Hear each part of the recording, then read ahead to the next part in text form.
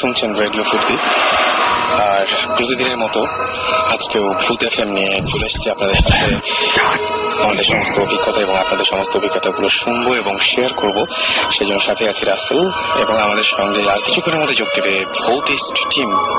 এবং ভৌতিস্ট টিম যোগ দেওয়ার আগে প্রতিদিনের মতো আজকেও আমি বলবো যে আমাদের বেশ কিছু ঘটনা, যে ঘটনাগুলো মানে আমার সাথেও ঘটে। আমি বলেছিলাম যে আমি যে বাসাটায় থাকি সেই বাসাটা হন্টেড, এবং সেই বাসাটায় কিছু মানে জাস্ট 3-4 দিন আগের একটা ঘটনা। সেই ঘটনাকে আজকে শো শুরু করতে চাই। তার আগে বলি যে শীত কিন্তু পড়ে গেছে, ওয়েদারটা চেঞ্জ এসছে এবং এখন সকালবেলা হতেই বেশ ঠান্ডা লাগে এবং রাতের বেলাতে বেশ ঠান্ডা লাগে। এবং শীতের রাতে বিশেষ করে শীত যখন জমে তখন ভূতের যে কোনো মানে প্যারানর্মাল অ্যাক্টিভিটিসের যে কোনো বিষয় নিয়ে আলোচনা করাটা এটাও খুব জমে যায়। যাই হোক, কয়েকদিন আগের ঘটনা বলি। আমি অফিস থেকে বাসায় ফিরেছি। কটা হবে? রাত 10টা হবে। সাধারণত ইউজুয়ালি মানে যে সময়টায় ফিরি সেদিন সেই সময়টায় ফিরেছিলাম না, একটু আগে পরে এরকম হয়েছিল। তো আমি জাস্ট সেদিন বাসায় কেউ ছিল না। আমি সিঁড়ি ভেঙে আমার দরজার সামনে গিয়ে দাঁড়ালাম এবং তারপর একটা অদ্ভুত ঘটনা ঘটলো। আমি জাস্ট দরজার বাইরে থেকে একদম স্পষ্ট শুনতে পেলাম যে রান্নাঘরে আমার মানে মা থাকলে যেরকম একটা আওয়াজ হয় যে বুঝি যে বাসায় মা আছেন এবং কি রান্না বান্না করছেন, ঠিক সেই রকম ধরনের একটা আওয়াজ হচ্ছে, যেন রান্না বান্না চলছে। ডাইনিং টেবিলে যেন অনেকগুলো মানুষ একসঙ্গে খাওয়া দাওয়া করছে, তাদের প্লেট নাড়ার শব্দ এবং গুনগুন হাসির শব্দ। তারপরে একটা বাচ্চা মেয়ের কণ্ঠস্বর শুনতে পাচ্ছিলাম যে সে খুব আনন্দে আছে, এরকম টাইপের একটা কণ্ঠস্বর। আমি নিজের কানকে বিশ্বাস করতে পারছিলাম না। আমি আরেকটু কিছুক্ষণ দাঁড়িয়ে আরো স্পষ্টভাবে শব্দটা শোনার চেষ্টা করলাম। হ্যাঁ, আমি তখন শুনতে পাচ্ছিলাম। আমি জাস্ট মনে করলাম যে হ্যাঁ, এই বাসায় তো অনেক কিছু হয়, হয়তো এই জন্য এরকম হচ্ছে, কিন্তু এরকম তো কখনো হয়নি, হয়তো আমি ভুল শুনছি। কিন্তু খুব ভালো করে একেবারে দরজায় কান লাগিয়ে আমি স্পষ্ট শুনলাম। কোনো কথা বোঝা যায় না, অস্পষ্ট সব আওয়াজ, কিন্তু মনে হচ্ছে যে কোনটা খাওয়া দাওয়ার কিছুটা চলছে। মানে গেস্ট আসলে যেরকম বাইরে থেকে যেভাবে একটা গল্প মানে যেরকম একটা আওয়াজ শোনা যায়, সেই রকম ধরনের কোনো একটা আওয়াজ আমি শুনতে পাচ্ছিলাম। তো আমি ভাবলাম যে না, এটা পুরোই ভুল হতে পারে, আমি ভেতরে ঢোকা উচিত এবং দেখা উচিত ভেতরে কি হচ্ছে। আমি জাস্ট আমার পকেট থেকে চাবিটা বের করে দরজাটা খুলে ফেললাম এবং যখনই আমি চাবিটা ঢুকাইছি ঠিক সেই মুহূর্তে যে শব্দটা হয়েছে, শব্দটা হওয়ার সাথে সাথে ভেতরে আমি কোনো শব্দ পেলাম না। এবং কি অদ্ভুত ব্যাপার, যেই মুহূর্তে আমি দরজাটা খুলতে গেলাম সেই মুহূর্তে লোডশেডিং শুরু হয়ে গেল। আমি তখন ভয় পেয়েছি আর কি। তখন ভয় পেয়ে আমি আর ভেতরে ঢুকলাম না। আমি জাস্ট বাসা থেকে নিচে নেমে আসলাম এবং নিচে নেমে এসে ভাবলাম যে হ্যাঁ, ওপরে গিয়ে আরো কি কি কাণ্ড ঘটে তত কোনো ঠিক ঠিকানা নাই। তো আমি জাস্ট নিচ থেকে 1 প্যাকেট মোম কিনলাম এবং এটা একেবারেই সত্যি ঘটনা। আমি মোম কিনলাম, মোম কিনে তারপরে আমি গেছি আবার আমার বাসায় এবং বাসায় গিয়ে তারপরে মোম জ্বালাচ্ছি। আমার রুমের প্রত্যেকটা জানালা দরজা সবসময় বন্ধ থাকে এবং ওই রুমটার মধ্যে আসলে কি বলবো যে কোনো ধরনের কোনো বাতাস ঢোকার কারণ নাই, কারণ ওখানে বাতাস ঢোকা পসিবল না, একেবারেই পসিবল না। কিন্তু যতবার আমি মোম জ্বালালাম ততবারই মোমটা নিভে যাচ্ছিল। খুবই অদ্ভুত ব্যাপার। এবং মোমটা কোনোভাবেই থাকছিল না, মানে আগুনটা কোনোভাবেই থাকছিল না। তো আমি তখন বললাম কি 3টা মোম একসঙ্গে জ্বালালাম। একটা রাখলাম একদম দরজার মুখে, আর একটা রাখলাম দরজা একদম রুমের মাঝখানে, আর আগে রাখলাম ঠিক অ্যাটাচ বাথ যেটা আছে সেই অ্যাটাচ বাথের একদম সামনাসামনি একটা রাখলাম। তো আমি দেখলাম যে অ্যাটাচ বাথের সামনে যেটা সেটা ঠিক থাকছে, কিন্তু রুমের মাঝখানে যেটা সেটা নিভে যাচ্ছে। আর বারান্দায় যেটা, আমি আবার বারান্দায় গিয়ে সমস্ত গ্লাস সবকিছু লাগাই দিলাম, দেখলাম যে সব ঠিক আছে কিনা। হ্যাঁ, ঠিকই আছে। আবারও জ্বালালাম, আবারও ঠিক একই অবস্থা। এবং আমি জানি না আসলে কি হয়েছিল সেদিন রাতের বেলায়। এরপরে আমি যখন মানে কি বলবো যে একটু কিছুক্ষণ পরে ইলেকট্রিসিটি আসলো এবং মোমের আলো নিভিয়ে আমি শুতে গেলাম। ঠিকই সারা রাত দুঃস্বপ্ন দেখলাম এবং সারা রাত আমি একটা বাচ্চা মেয়ের কান্না সেটা শুনতে পেয়েছিলাম। খুবই অদ্ভুত ব্যাপার। এবং তারপরে আমি দেখলাম যে আমার বাসায় সেদিন আমার তখন মনে পড়েছিল যে আচ্ছা, বাসায় আমি ওঠার সময় কোনো অস্বাভাবিক ঘটনা হয়েছিল কিনা। তখন দেখলাম যে শুধু আমি দেখলাম একটা জিনিস মনে আছে, একটা বেড়াল জাস্ট একটা বিড়াল, খুবই শুকনা, খুবই ছোট একটা বিড়াল। জাস্ট আমার মানে যখনই যাই তখনই আমার দিকে অনেকক্ষণ ধরে তাকিয়েছিল, এবং আমি একদম কাছাকাছি আসা পর্যন্ত সে তখনও পর্যন্ত দূরে সরছিল না। এবং তারপর থেকে আমি গতকাল রাত পর্যন্ত দুঃস্বপ্ন দেখেছি। আমি জানি না এরপরে কি আছে, তবে আজকে দুপুরবেলা, ইনফ্যাক্ট আজকে দুপুরবেলা একটু ঝিমানো আসছিল। আমি সকালবেলায় শো করে তারপর বাসায় গেছি এবং ঘুমাতে গেছি, এবং দুপুরবেলায় যেটুকু সময় ঘুমেছি তার মধ্যে আমি খুব বাজে ধরনের একটা স্বপ্ন দেখেছি। আর অন্য যে কি হচ্ছে এসব, বাট খুবই অদ্ভুত ব্যাপার। মানে কোনো কোনো সময় নিজের কানকে বিশ্বাস না করে কোনো উপায় থাকে না, ভেতরে কি হচ্ছে কি না হচ্ছে বা কারা এরকম। আমার খুব অদ্ভুত লেগেছে যে আচ্ছা আমার বাসা, সেই বাসায় অন্য কেউ থাকবে, তাকে ভয় পেতে হবে, ব্যাপারটা কেমন উইয়ার্ড না? সো এরকম ব্যাপার ঘটেছিল আর কি। যাই হোক, এরকম অনেক কিছু হয়তো ঘটে, আপনাদের ঘটনাগুলো জানতে চাই। আর সেই জন্য যেটা করতে হবে, শাউট লিখে স্পেস দিয়ে আপনার নাম লিখে স্পেস দিয়ে আপনার মেসেজ লিখে পাঠিয়ে দিতে হবে 9840 নাম্বারে। শুরুতে জানিয়ে দিই যে আমরা রেগুলার অসংখ্য ইমেল পাই, সেই ইমেলগুলোর মধ্যে কতগুলো নাম আমাকে বলতে হবে।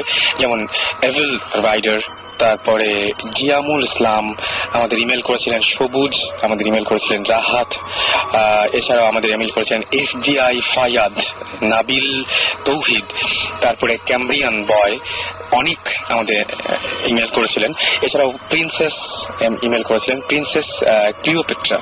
ওকে, এছাড়া আমাদের ইমেল করেছিলেন ক্রিস অ্যাঞ্জেল, ইমেল করেছিলেন আমাদেরকে তানিম নূর, নাবিল তৌহিদ, আল রাজি, এছাড়াও সজল, জোয়ান, আরেফিন এবং নাইফুর সহ আরো অনেকে। আর আমাদের কাছে বেশ কিছু SMS আছে, যে SMS গুলো আমরা প্রত্যেক সপ্তাহে পড়তে চাই, কিন্তু কোনো কোনো সময় হয়তো পড়া হয় না, বা একটা না আমরা বিভিন্ন ধরনের অন্য সব প্রসঙ্গে চলে যাই। আজকে কিছু SMS পড়বো। আমি ইমেলের ব্যাপারে একটা কথা বলি যে আমি গেস্ট জোগাড় করতে গিয়ে সবচাইতে বড় ঝামেলা যেটা হয় যে আমরা সাধারণত ইমেলের উপর নির্ভর করে গেস্ট জোগাড় করি। আপনারা সবসময় বলি যে ইমেল যেটা করবেন boothfm@radiofurti.fm, এখানে অবশ্যই আপনাকে ঠিকানা দিতে হবে। আপনি যদি ইন্টারেস্টেড হন এখানে আসার, তাহলে ইমেলটা সবচেয়ে করা আপনার জন্য যৌক্তিক কাজ বলে মনে করব। এবং আপনি যদি আসতে চান তাহলে অবশ্যই আপনার নাম, ঠিকানা, ফোন নাম্বার সবকিছু দেবেন। ম্যাক্সিমাম ক্ষেত্রে যেটা হয় যে ফোন নাম্বারে কখনোই মানে ম্যাক্সিমাম সময় যেটা হয় যে আমি ফোন নাম্বার, যে ফোন নাম্বারটা আপনারা দেন সেই ফোন নাম্বারটা আমরা কখনো পাই না। মানে জাস্ট মানে ফোন করে ওই নাম্বারটাই দেখি যে কেউ ফোন ধরে না বা ফোন নাম্বারটা বন্ধ, এটা সবসময় ফিল করি। এমনকি আমাদের SMS এর মাধ্যমে আপনারা যে সমস্ত নাম্বার থেকে SMS পাঠান সেই সমস্ত নাম্বার থেকেও আমরা দেখা যায় যে আপনারা SMS করছেন, কিন্তু আমরা ওই নাম্বারগুলো যখন আপনাদের কন্ট্যাক্ট করতে যাচ্ছি তখন আর পাচ্ছি না। যাই হোক, আরো একটা ব্যাপার, সেটা হচ্ছে ফেসবুকে কিন্তু আমাদের একটা অফিসিয়াল গ্রুপ রয়েছে ভূত FM এর।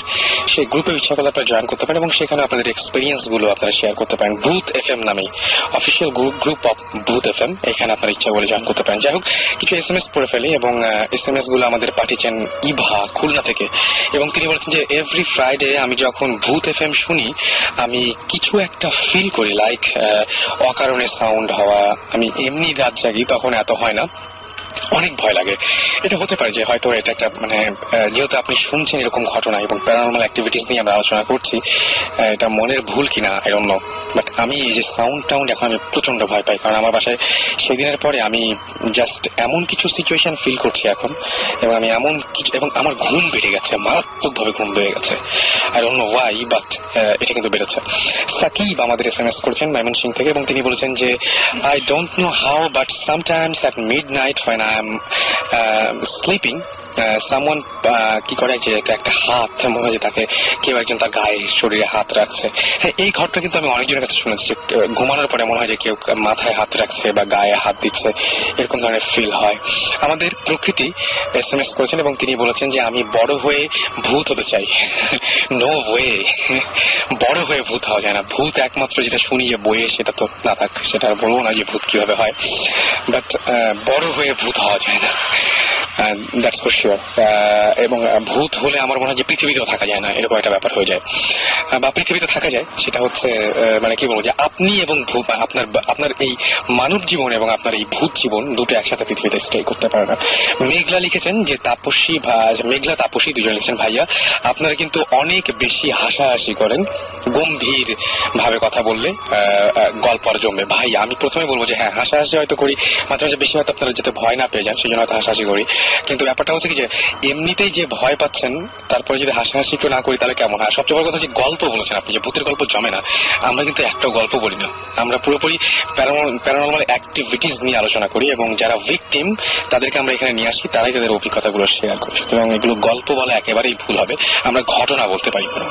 সৈকত লিখেছেন, ভাইয়া আপনাদের ইমেল আইডির ভূত বানানটা মানে স্পেলিংটা কি? আচ্ছা, এটা আপনি যেটা লিখেছেন যে VOOT, এটা না, BHOOT, ভূত FM @radiofurti.fm, আর রেডিও ফুর্তি বানানো কিন্তু FOORTI। ওকে, তন্নি লিখেছেন যে তোমাদের স্টোরি শুনে লাস্ট উইকে একটু আগে আমার বোনের ছেলে আছে, তার বোনের ছেলে যেটা করেছে সেটা বালিশ টালিশ নিয়ে তার সাথে ঘুমাতে চলে এসেছেন, এবং সে ক্লাস 9-এ পড়ে, তারপরে সে প্রচন্ড ভয় পেয়েছে। অলরাইট, আমরা মনে হয় যে অনেকগুলো SMS করে ফেললাম। এর মাঝখানে আমাদের গেস্ট রয়েছে, এবং সেই গেস্টের সাথে আমরা কথা বলবো, এবং সেই গেস্টের পরিচয় জানতে চাইবো আমরা শুরুতেই, যে আপনার পরিচয়টা দিন। আমার নাম হচ্ছে আরিফিন, আমি চিরং থেকে এসেছি। ওকে, প্রথম আমি আচ্ছা, চিটাগাং থেকে এসেছেন, এবং আমাদের ভূত FM শুনে আপনি ইন্টারেস্টেড হয়ে চিটাগাং থেকে এসেছেন, সেই জন্য আপনাকে প্রথমে যেটা করবো সেটা হচ্ছে অনেক অনেক অনেক ধন্যবাদ জানাবো, যে অসংখ্য ধন্যবাদ আপনাকে, যে একটা অনেক দূর থেকে আপনি এসেছেন। থ্যাংক ইউ, পক্ষ থেকে থ্যাংকস। সর্বপ্রথম আমি যেটা বলবো যে এখন আপনি কি করছেন? আমি এখন অ্যাডমিশন টেস্ট দিচ্ছি ঢাকা ইউনিভার্সিটি। এক্সাম গেছে, পরীক্ষা দিয়ে আসলাম। তারপর আমার যেটা ছিল, আমি মাত্র একবারই আমি ভূত FM শুনেছি, এটা আমার ফ্রেন্ড মানে ইনভাইট করছে। আমি জানতাম না যে ভূত FM এটা রাত্রে 12টা বাজে রেডিও ফুর্তিতে হয়। তারপর আমার ফ্রেন্ড যখন বললো যে ভূত FM শোনার জন্য, তখন আমি বললাম ঠিক আছে আমি শুনবো। তারপর তখন আমি গত সপ্তাহে তখন ভূত FM শুনে আমার খুব ভালো লাগলো, এবং কিছুটা ভয় পাইলাম। তারপর পরে আমার ফ্রেন্ড বললো যে ইমেল করার জন্য। আমি বললাম যে ইমেল করবো, আমার ইমেল তো নাও করতে পারে, অ্যাকসেপ্ট করতে পারে। তারপর আমার ফ্রেন্ডের মাধ্যমে, ওর নাম হচ্ছে সুমন, আমরা একই সাথে থাকি। তারপর ও সবকিছু করলো, মানে ইমেল মানে পাঠালো। তারপর বললো যে তোর ঘটনাটা বল, তারপর আমি ইমেল করে দিব। তারপর আমরা তো এগুলো ঘটনা জানি, মানে কিভাবে আপনি এসেছেন বা কি আপনি চিটাগাং থেকে এই পর্যন্ত এসেছেন, দ্যাটস অল। এবং আপনি ঢাকাতে এসেছেন কোনো একটা কাজে এবং ইমেল করে আমাদের জানিয়েছেন। আমরা আসলে মূল ঘটনায় যেতে যাচ্ছি, রাইট? মূল ঘটনায় যেতে যাচ্ছি। মূল ঘটনা হচ্ছে সর্বপ্রথম। আচ্ছা, আমি একটা কথা বলতে চাই, যে এখানে রেডিও ফুর্তি একটা জিনিস, মানে কি বলবো, যে একটা জিনিস অনেক অনেক দিন থেকেই অনেকে SMS করে জানাচ্ছেন, যেটা হচ্ছে মিউজিক, আমাদের ভূত FM এর music. And thanks to Masum, and he is here with us. এবং থ্যাঙ্কস যে এত সুন্দর একটা মানে কি বলবো, এত ভালোভাবে জিনিসগুলো ব্যাকগ্রাউন্ড গুলো প্লে করার জন্য। আপনার ঘটনাগুলো আমরা জানতে চাই, একদম জাস্ট ঘটনা যেতে চাই। আমার ঘটনা হচ্ছে আজ থেকে 3 থেকে 4 বছর আগে আমি চিটং থেকে গ্রামে যখন যাই, তখন আমার বাবা মানে বিদেশ থেকে আসার পরে, তখন আমি গ্রামের বাড়িতে যাওয়ার পরে, তখন একদিন রাত্রের বেলা যখন প্রায় 3:30 বাজে, তখন আমি ঘুমানো অবস্থায়, তখন আমার আব্বু ফজর নামাজ পড়ার জন্য ডাক দেয়। তখন উষ্ণ শীতের দিন, আচ্ছা, তখন আমি উঠতে চাইলাম না। অনেকক্ষণ ডাক দেওয়ার পর আমার আব্বু আবার মসজিদে চলে গেল। তারপর এর 5-10 মিনিট পরে আমার আম্মু মানে ডাকতেছে যে মসজিদে যাওয়ার জন্য, নামাজ পড়ার জন্য। তারপর তখন আমি উঠে গেলাম। উঠে আমাদের বাড়ির পাশে যে পুকুর একটা আছে, ওই পুকুরে উজু করতে গেলাম। তখন খুব অন্ধকার, কারেন্ট ছিল না, খুব অন্ধকার। তখন যখন উজু করি, তখন আমাদের পুকুরটা একটু বড়, আশেপাশে একটু জঙ্গল, ঠিক আছে, বাসা যা আছে। তখন আমি হঠাৎ করে চোখ পড়ে পুকুরের ওই পার কোনার মধ্যে যে একটু আলোকিত দেখতে পাই, মানে আলো দেখতে পান? হ্যাঁ, আলো দেখতে পাই। তারপর আমি কেয়ার করি না। তারপর আমি উজু বানিয়ে, তাড়াতাড়ি করে উজু বানিয়ে তারপর বাসায় চলে আসি। বাসায় এসে তারপর কিছু বলি নাই। তারপর হাত মুখ মুছে টুপি নিয়ে মসজিদের উদ্দেশ্যে রওনা দিই। আমাদের মসজিদটা হচ্ছে মানে আমাদের বাড়ি থেকে 7-8 মিনিট লাগে যাইতে।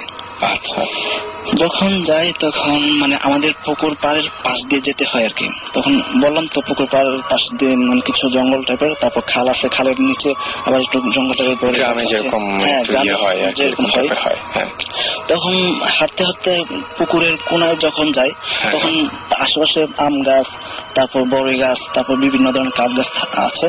তখন আমি হঠাৎ করে চোখ পড়ে পুকুরের মাঝখানে। তখন পুকুরের মাঝখানে যখন চোখ পড়লো তখন দেখি পুকুরের মাঝখানে মানে এক সাদা কাপড় পরে অনেক লম্বা, মাথায় ঘুমটা দেওয়া, কিন্তু চেহারা দেখা যায় না। আচ্ছা, তখন আমার চোখ পড়ে ওইখানে, তখন আমি ওইখানে দাঁড়িয়ে যাই। তখন হঠাৎ, এটা ছেলে ছিল না মেয়ে ছিল? এটা ছেলে ছিল না মেয়ে ছিল এটা আমি বলতে পারবো না, কারণ চেহারা দেখা যায় না, ঠিক আছে, ঘুমটা দেওয়া না, অন্ধকার টাইপ। ওকে। তারপর সাদা উপরের দিকটা মানে নিচের দিকে আলোকিত, কিন্তু উপরের দিকটা একেবারে অন্ধকার, মানে মুখ অন্ধকার। মুখ অন্ধকার, কিন্তু মুখ অন্ধকার। ওকে, তার মানে একটা কাপড়ের ঘুমটা এবং তার মাঝখানে একদম পুরোপুরি অন্ধকার। হ্যাঁ, অন্ধকার। অলরাইট। তারপর আমি দাঁড়িয়ে গেলাম। তারপর তখন হঠাৎ করে দেখি যে আমার ভয় চলে গেল, কিন্তু উনি সামনে আছে, তারপরে আপনার কোনো ভয় লাগছে না? আমার কোনো ভয় লাগতেছে না। ও পুকুরের মাঝখানে দেখলাম যে দাঁড়ানো অবস্থা, তখন আমি দাঁড়িয়ে যাই। তখন দেখি মানে পুকুর মাঝখান থেকে ও আমার সামনে দিয়ে মানে এগোতে লাগলো। তারপর আমি সামনে যখন তাকিয়ে থাকলাম তখন আস্তে আস্তে হঠাৎ করে উপরে এসে আমার থেকে এক হাত দূরত্ব অবস্থায় প্রায় 3 থেকে 4 সেকেন্ড আমার সামনে মানে দাঁড়ায় থাকছিল আর কি। তখন আমি ওই সময় ভয় পাই নাই, ঠিক আছে। তখন প্রায় 3 থেকে 4 সেকেন্ড আমার সামনে দাঁড়ায় থাকছিল। তারপর হঠাৎ করে আবার মানে দাঁড়ানো অবস্থায় ও আবার চলে গেল। চলে যাওয়ার পরে পাশে যে জঙ্গলটা আছে, জঙ্গলের মধ্যে একটা বড়ই গাছ আছে। আচ্ছা, বড়ই গাছের সাথে দেখি যে হঠাৎ করে ওই বড়ই গাছের সাথে এটা মিশে গেল।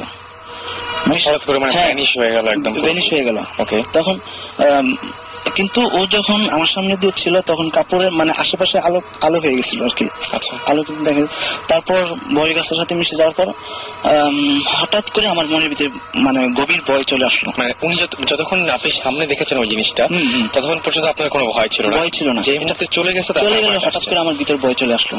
ওকে। কিন্তু এটার কারণ কি আমি মানে জানি না কি কারণ। আমার যে ধারণাটা হচ্ছে যে ওই সময় হয়তো ফজরের নামাজের সময় আজান পড়ছিল, তখন আমি উজু অবস্থায়, হয়তো এরকম উজু অবস্থায় দেখে সেজন্য কোন মানে আপনি চলে যাওয়ার পরেও তো উজু অবস্থাতে ছিলেন। হ্যাঁ, অবশ্যই তখন তো ভয় লেগেছে।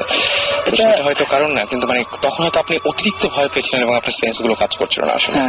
সামনে দেখার ফলে, ওইরকম একটা জিনিস সামনে দেখার ফলে পরে আর কোনোদিন এরকম কোনো ঝামেলা হয়েছে বা তারপরে অসুস্থ হয়েছেন বা এরকম কিছু? না, এরকম কোনো কিছু হয়নি। তারপর পরবর্তীতে ভয় যখন তখন বাসায় চলে গেলাম তখন আর নামাজ পড়া হলো না। তারপর আমার আম্মুকে ঘটনা বলে পরে মানে এটা পরে বিশ্বাস করে আমি বলার পরে তারপর ঘরে নামাজ পড়ে ফেলি আর কি। আপনি যখন এই ঘটনাগুলো আপনার ফ্যামিলিতে বলেছেন তখন তারা বিশ্বাস করেছিল? প্রথম বিশ্বাস করেন। আমি যখন মানে বিশ্বাস করার মতো যখন ওদেরকে খুলে পড়লাম যে এটা রিয়েল, তখন ওরা বিশ্বাস করতে বাধ্য। সেটাই, মানে ঘটনাগুলো আসলে সাধারণত কেউ বিশ্বাস করতে চায় না। আমিও এটা বলছি, যারা শুনছেন আসলে বিশ্বাস করতে বলছি না, আমি বলছি ঘটনাটা শুনুন। কারণ উনি চিটাগং থেকে এসেছেন এই ঘটনাটা, এবং উনি যে ওনার যে এক্সাইটমেন্ট ওনার মধ্যে দেখছি, উনি যা দেখেছেন তাই কিন্তু আপনাদের বলছেন। মানে এখানে কোনো সাক্ষী রাখতে চাচ্ছি না আমরা, বা আপনাদেরকে বিশ্বাস করার জন্য কোনো কিছু বলছি না।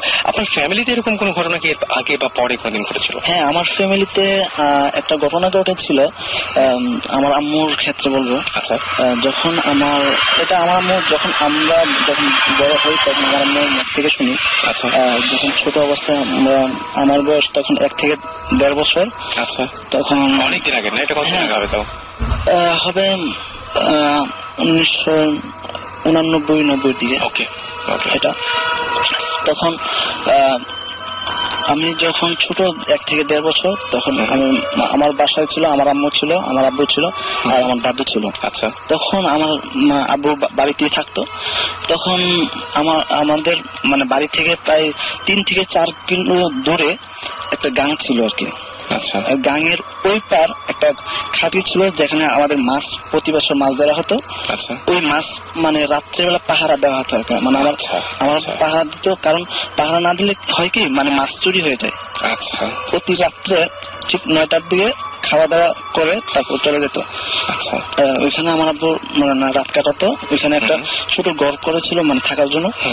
তারপর একদিন নাকি হঠাৎ করে যখন আমার দাদু এক রুমে থাকতো, আমার আম্মু আর আমি এক রুমে থাকতাম, তখন 2 থেকে 2:30টার সময় তখন হঠাৎ করে মানে দরজা নক করতেছিল কে যেন। আচ্ছা। তখন হঠাৎ করে আমার আম্মুর নাম ধরে মানে নক করতেছে, 3বার নক করছে, ঠিক আছে? 3বারের উপরে আর নক করে নাই আমার আম্মুর নাম। তখন আমার আম্মু সজাগ হয়ে গেল, তখন দরজা খুললো। দরজা খোলার পরে আম্মু কেন দরজা খুললেন? মানে কোনো পরিচিত কণ্ঠস্বর কি মনে হয়? হ্যাঁ, পরিচিত। মানে ওইটা জিনিসটা কি, আমার আম্মু যেটা বললো, আমার আম্মু বলতেছে মানে আমার আব্বুর মানে চেহারার মানে ইয়া করে ধারণ করে ওনাকে আসছিল। আচ্ছা, ঠিক আছে। যখন আসছিল তখন মানে কণ্ঠস্বর ঠিক অবিকল আমার আব্বুর মতো। আচ্ছা আচ্ছা, তাহলে তো খোলার কথা। হ্যাঁ, কণ্ঠস্বর। তখন দরজা খুলে তারপর আমার আম্মু মানে ধারণা করতেছে কি এত রাত্রে গেল 9টার দিকে, সকালে প্রতিদিন সকালে আসে, কিন্তু 9টার দিকে যাওয়ার পরে আবার হঠাৎ করে আবার মাঝরাতে কেন আসলো? আসার তো কথা না। তখন দরজা খুলে দেখলো যে চলে যাচ্ছে। আচ্ছা। চলে যাওয়ার পরে আমার আম্মু হঠাৎ যাই না মানে হয়তো সায়েন্স অন্যরকম হয়ে গেছে, ওনার পিছনে পিছনে আমার আম্মু ছুটতে লাগলো আর কি। আচ্ছা, ওই তখন নিশ্চয়ই আপনার আম্মুর মাথায় অন্য কোনো কিছু কাজ করে নাই? না, অন্য কিছু কাজ করে নাই। আর ওই সামনে যে আছে ও খেয়াল করে নাই যে আমার আম্মু পিছিয়ে পিছিয়ে যাচ্ছে, ও পিছনের দিকে আর তাকায়নি। আচ্ছা। তখন আমাদের পুকুর পাড়ে কোনার মধ্যে একটা মানে জাম গাছ ছিল। আচ্ছা, অনেক বড় জাম গাছ। তখন পুকুরের নিচে নামার সময় তখন গিরা পর্যন্ত পানি পর্যন্ত নামছে আমার আম্মু। আমার আম্মু ছিল ওইটার মানে ওই সামনে যে ছিল ওর থেকে 2 থেকে 3 হাত দূরত্ব হবে, এরকম দূরত্ব ছিল। তখন আমার আম্মু চলে যাচ্ছে।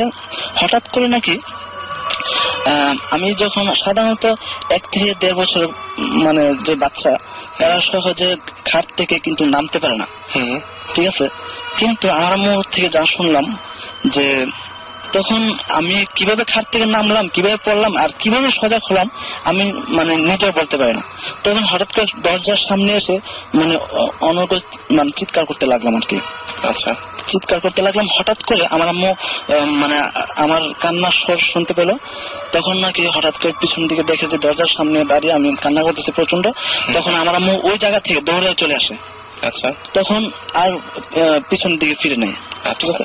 তখন ফিরার পরে ঘরে আসার পর আমার দাদু ঘুম থেকে উঠলো, কি হলো মানে ওর সামনে দরজা এসে কেন কান্না হচ্ছে, তুমি কোথায় গিয়েছো, মানে এরকম করার পরে আমার দাদুকে সবকিছু খোলার পর বলার পরে তারপর সকাল হলো। সকাল হওয়ার পরে আমার আব্বু আসলো ওই গ্যাং থেকে।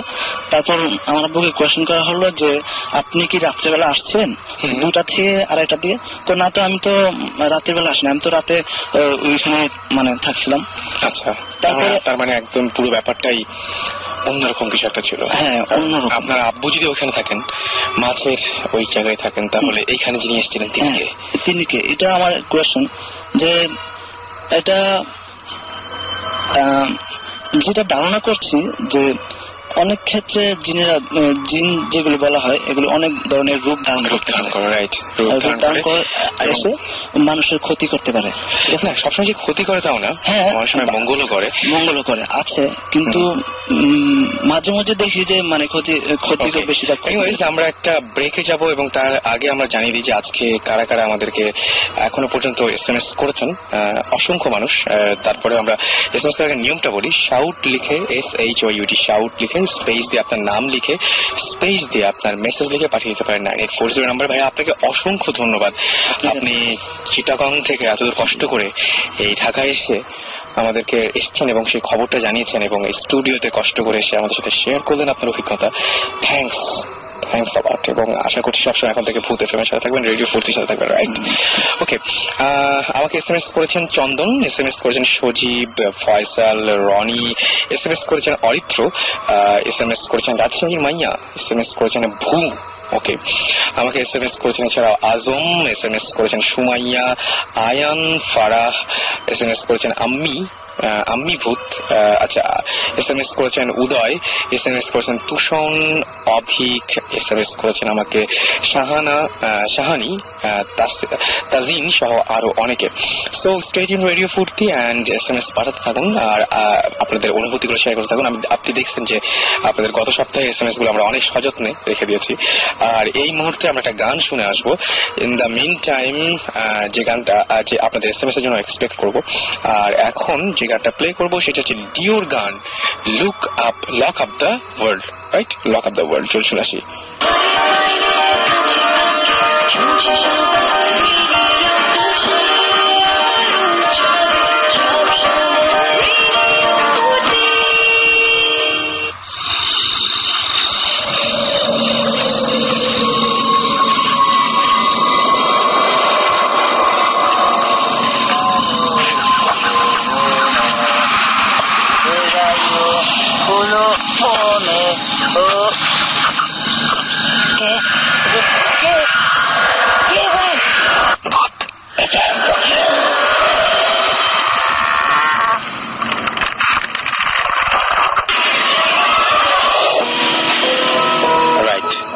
রাত 11:59 থেকে আপনার সাথেই আছে ভূত FM, সাথে আছি রাসেল, শুনছেন সব সময় রেডিও ফুর্তি।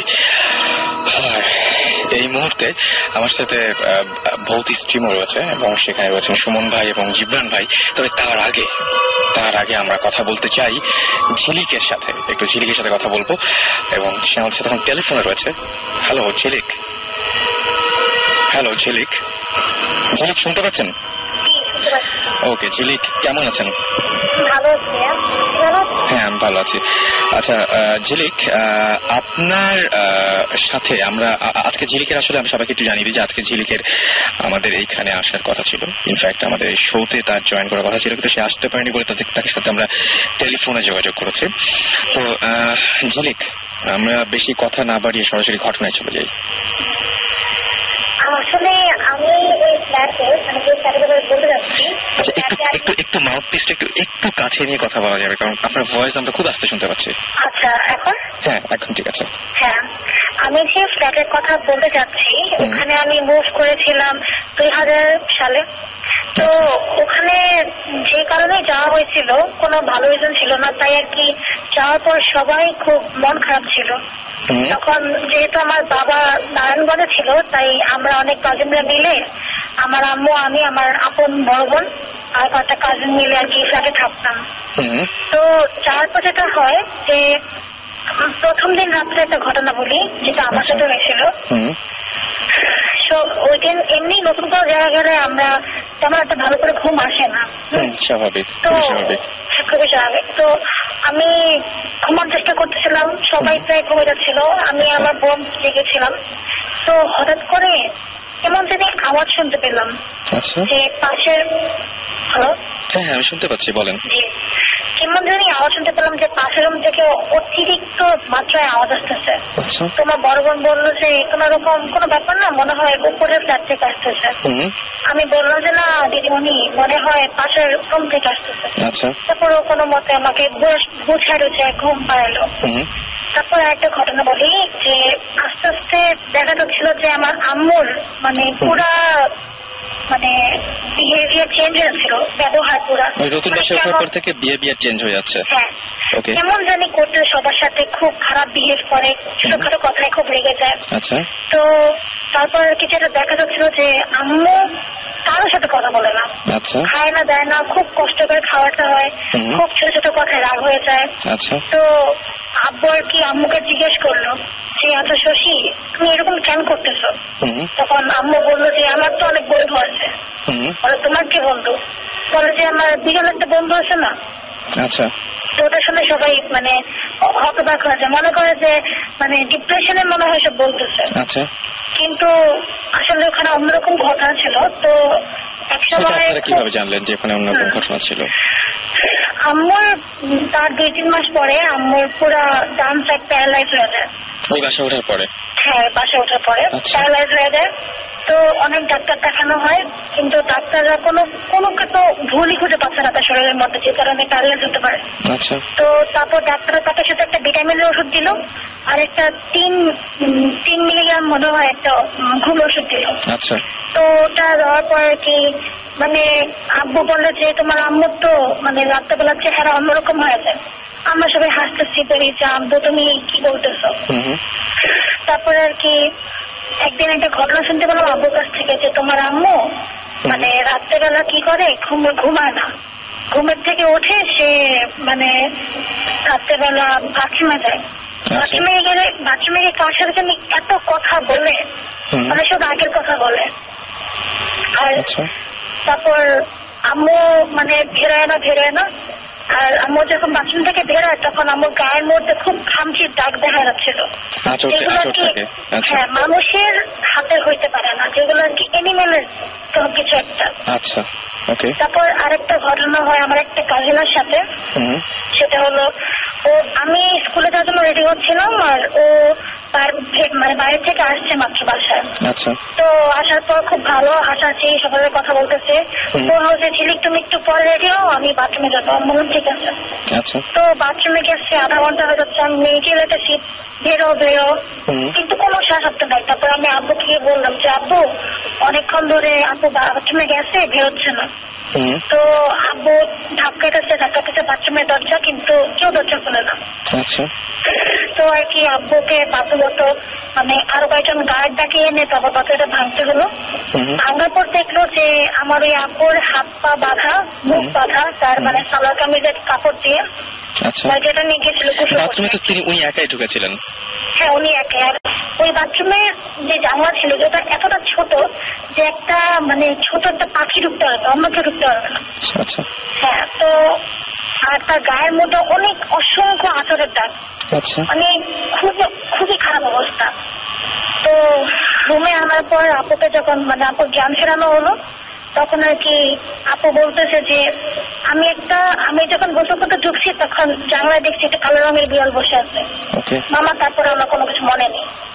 এটাই ছিল আপুর কথা আর কি। বুঝতে পারছি। আচ্ছা এখানে সুমন ভাই আছেন, আমি এই প্রসঙ্গে আসলে কিছু বলতে চাই না। আমি আগে সুমন ভাই একটু হ্যালো বলতে চাই। সুমন ভাই কেমন আছেন? হ্যাঁ ভয়ঙ্কর ভালো, আজকে ভয়ঙ্কর ভালো। এবং সুমন ভাইয়ের গল্প শুভ। তারপরে সুমন ভাই আপনি শুনেছেন ঝিলিকের ঘটনাটা? আমি প্রথম দিকটা শুনতে পারিনি, আমি পরের পার্টটা শুনছি। ঝিলিকের বাসা ঢাকাতেই এবং সেই ঢাকাতেই এই ঘটনাগুলো ঘটছে। তো ঝিলিক থ্যাংক ইউ আমাদের সাথে শেয়ার করার জন্য এই ঘটনাটা। ওকে আমার মনে হয় যে মানে আপনি অনেক সুন্দর করে বলেছেন, সবকিছু গুছিয়ে বলেছেন। Thank you.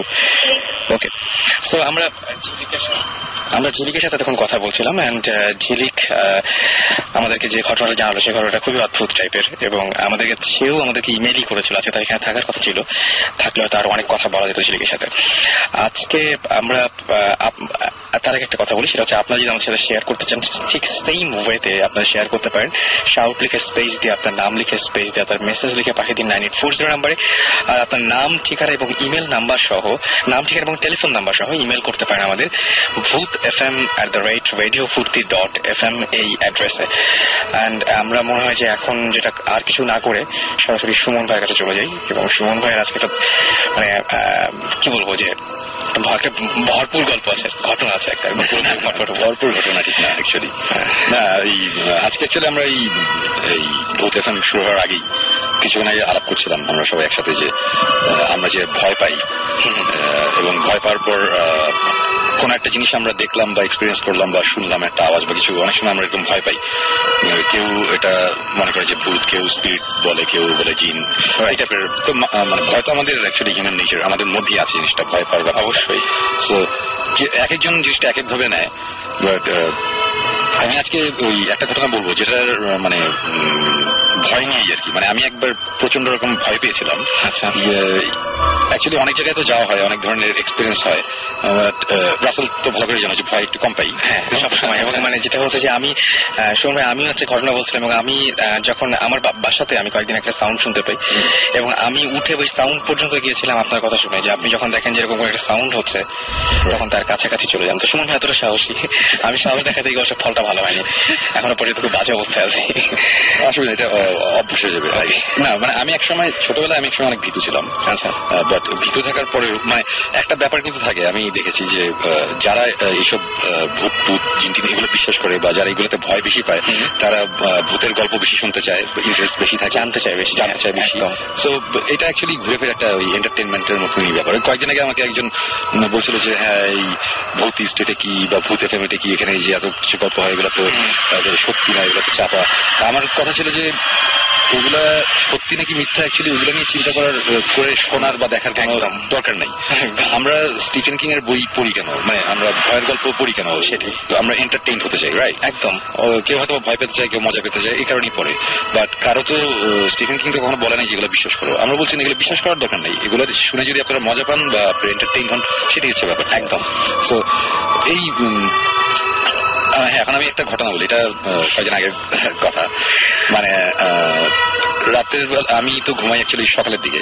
সো আবার আমার বেডরুমটা মধ্যে জানালা আছে দুটো, বাট জানালা দুটো বোধহয় আমি বাসায় এসেছি 4 বছরে খোলা হয়নি আর কি। সবসময় বন্ধ থাকে এবং খুব ডার্ক কালারের মোটা কাপড়ের পর্দা। সো যারা আমার বাসায় দিনের বেলা আসে দেখে যে আমার রুমে লাইট চলছে, বিকজ অন্ধকার থাকে প্রচন্ড, মানে দিন হোক রাত হোক কোনো ব্যাপার না আর কি।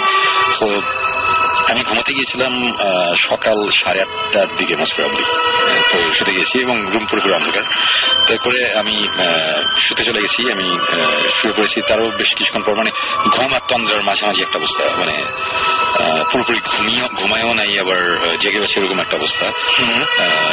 এবং ওই যে রুমের মধ্যে মাঝে মাঝে টুকটাক আওয়াজ, এগুলো নিয়ে এর আগে আমি অনেকবার আলাপ করেছি যে এরকম টুকটাক একটা আওয়াজ টাওয়াজ হচ্ছে। তো এগুলো খুব নর্মাল জিনিস, এগুলো স্বাভাবিক, এটা সব বাসাতেই হয়। তার মানে এই না যেখানে ভূত জিন আছে।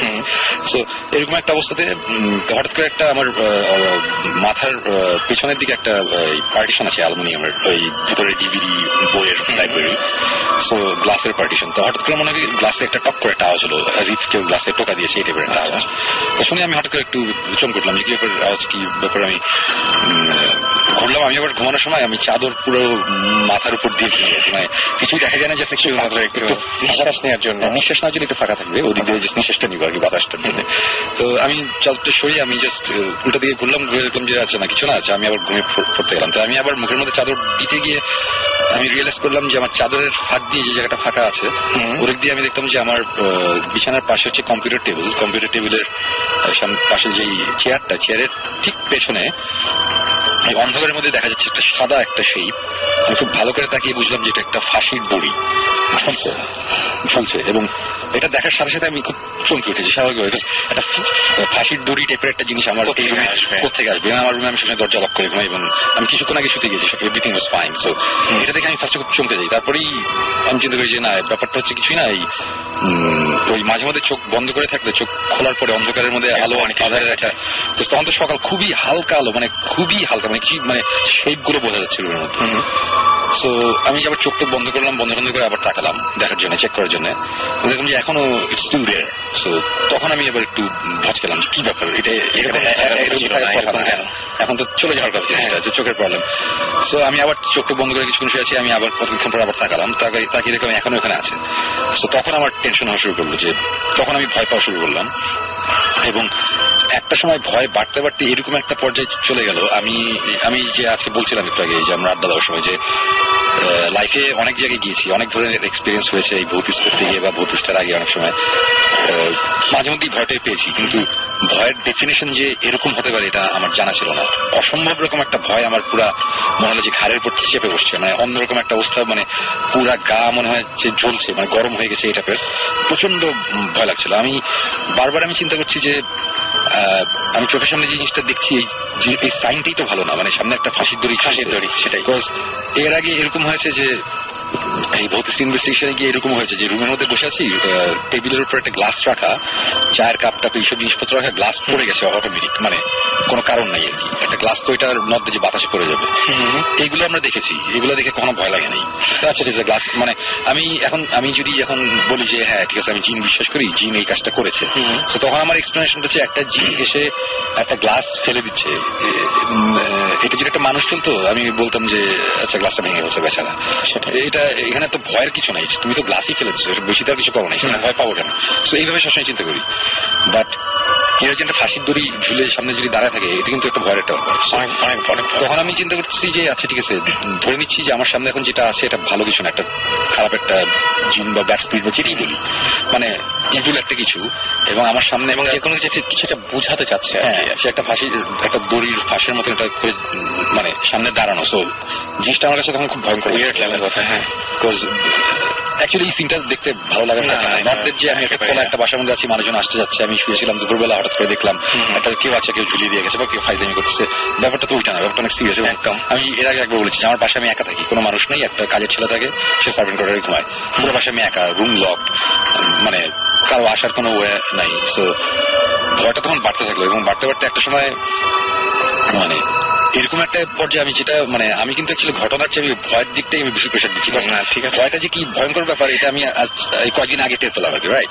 সো এত মানে ভয় একটা সময় আমার মনে হলো কি যে আমার পুরা মানে আমার গায়ে তো চাদর, মানে আমার চাদরের উপর দিয়ে কেউ চাপতে আমাকে চেপে ধরছে আর কি। মানে আমি মানে অনেকটা যে অনেকে বলে না যে রাত্রেবেলা ঘুমানোর সময় অনেকে বোবায় করে একটা জিনিস বলে, এটা কিন্তু যারা এক্সপিরিয়েন্স করে তারা কিন্তু বুঝে যেটা অনেক ভয়ঙ্কর, অনেক অনেক ভয় লাগে।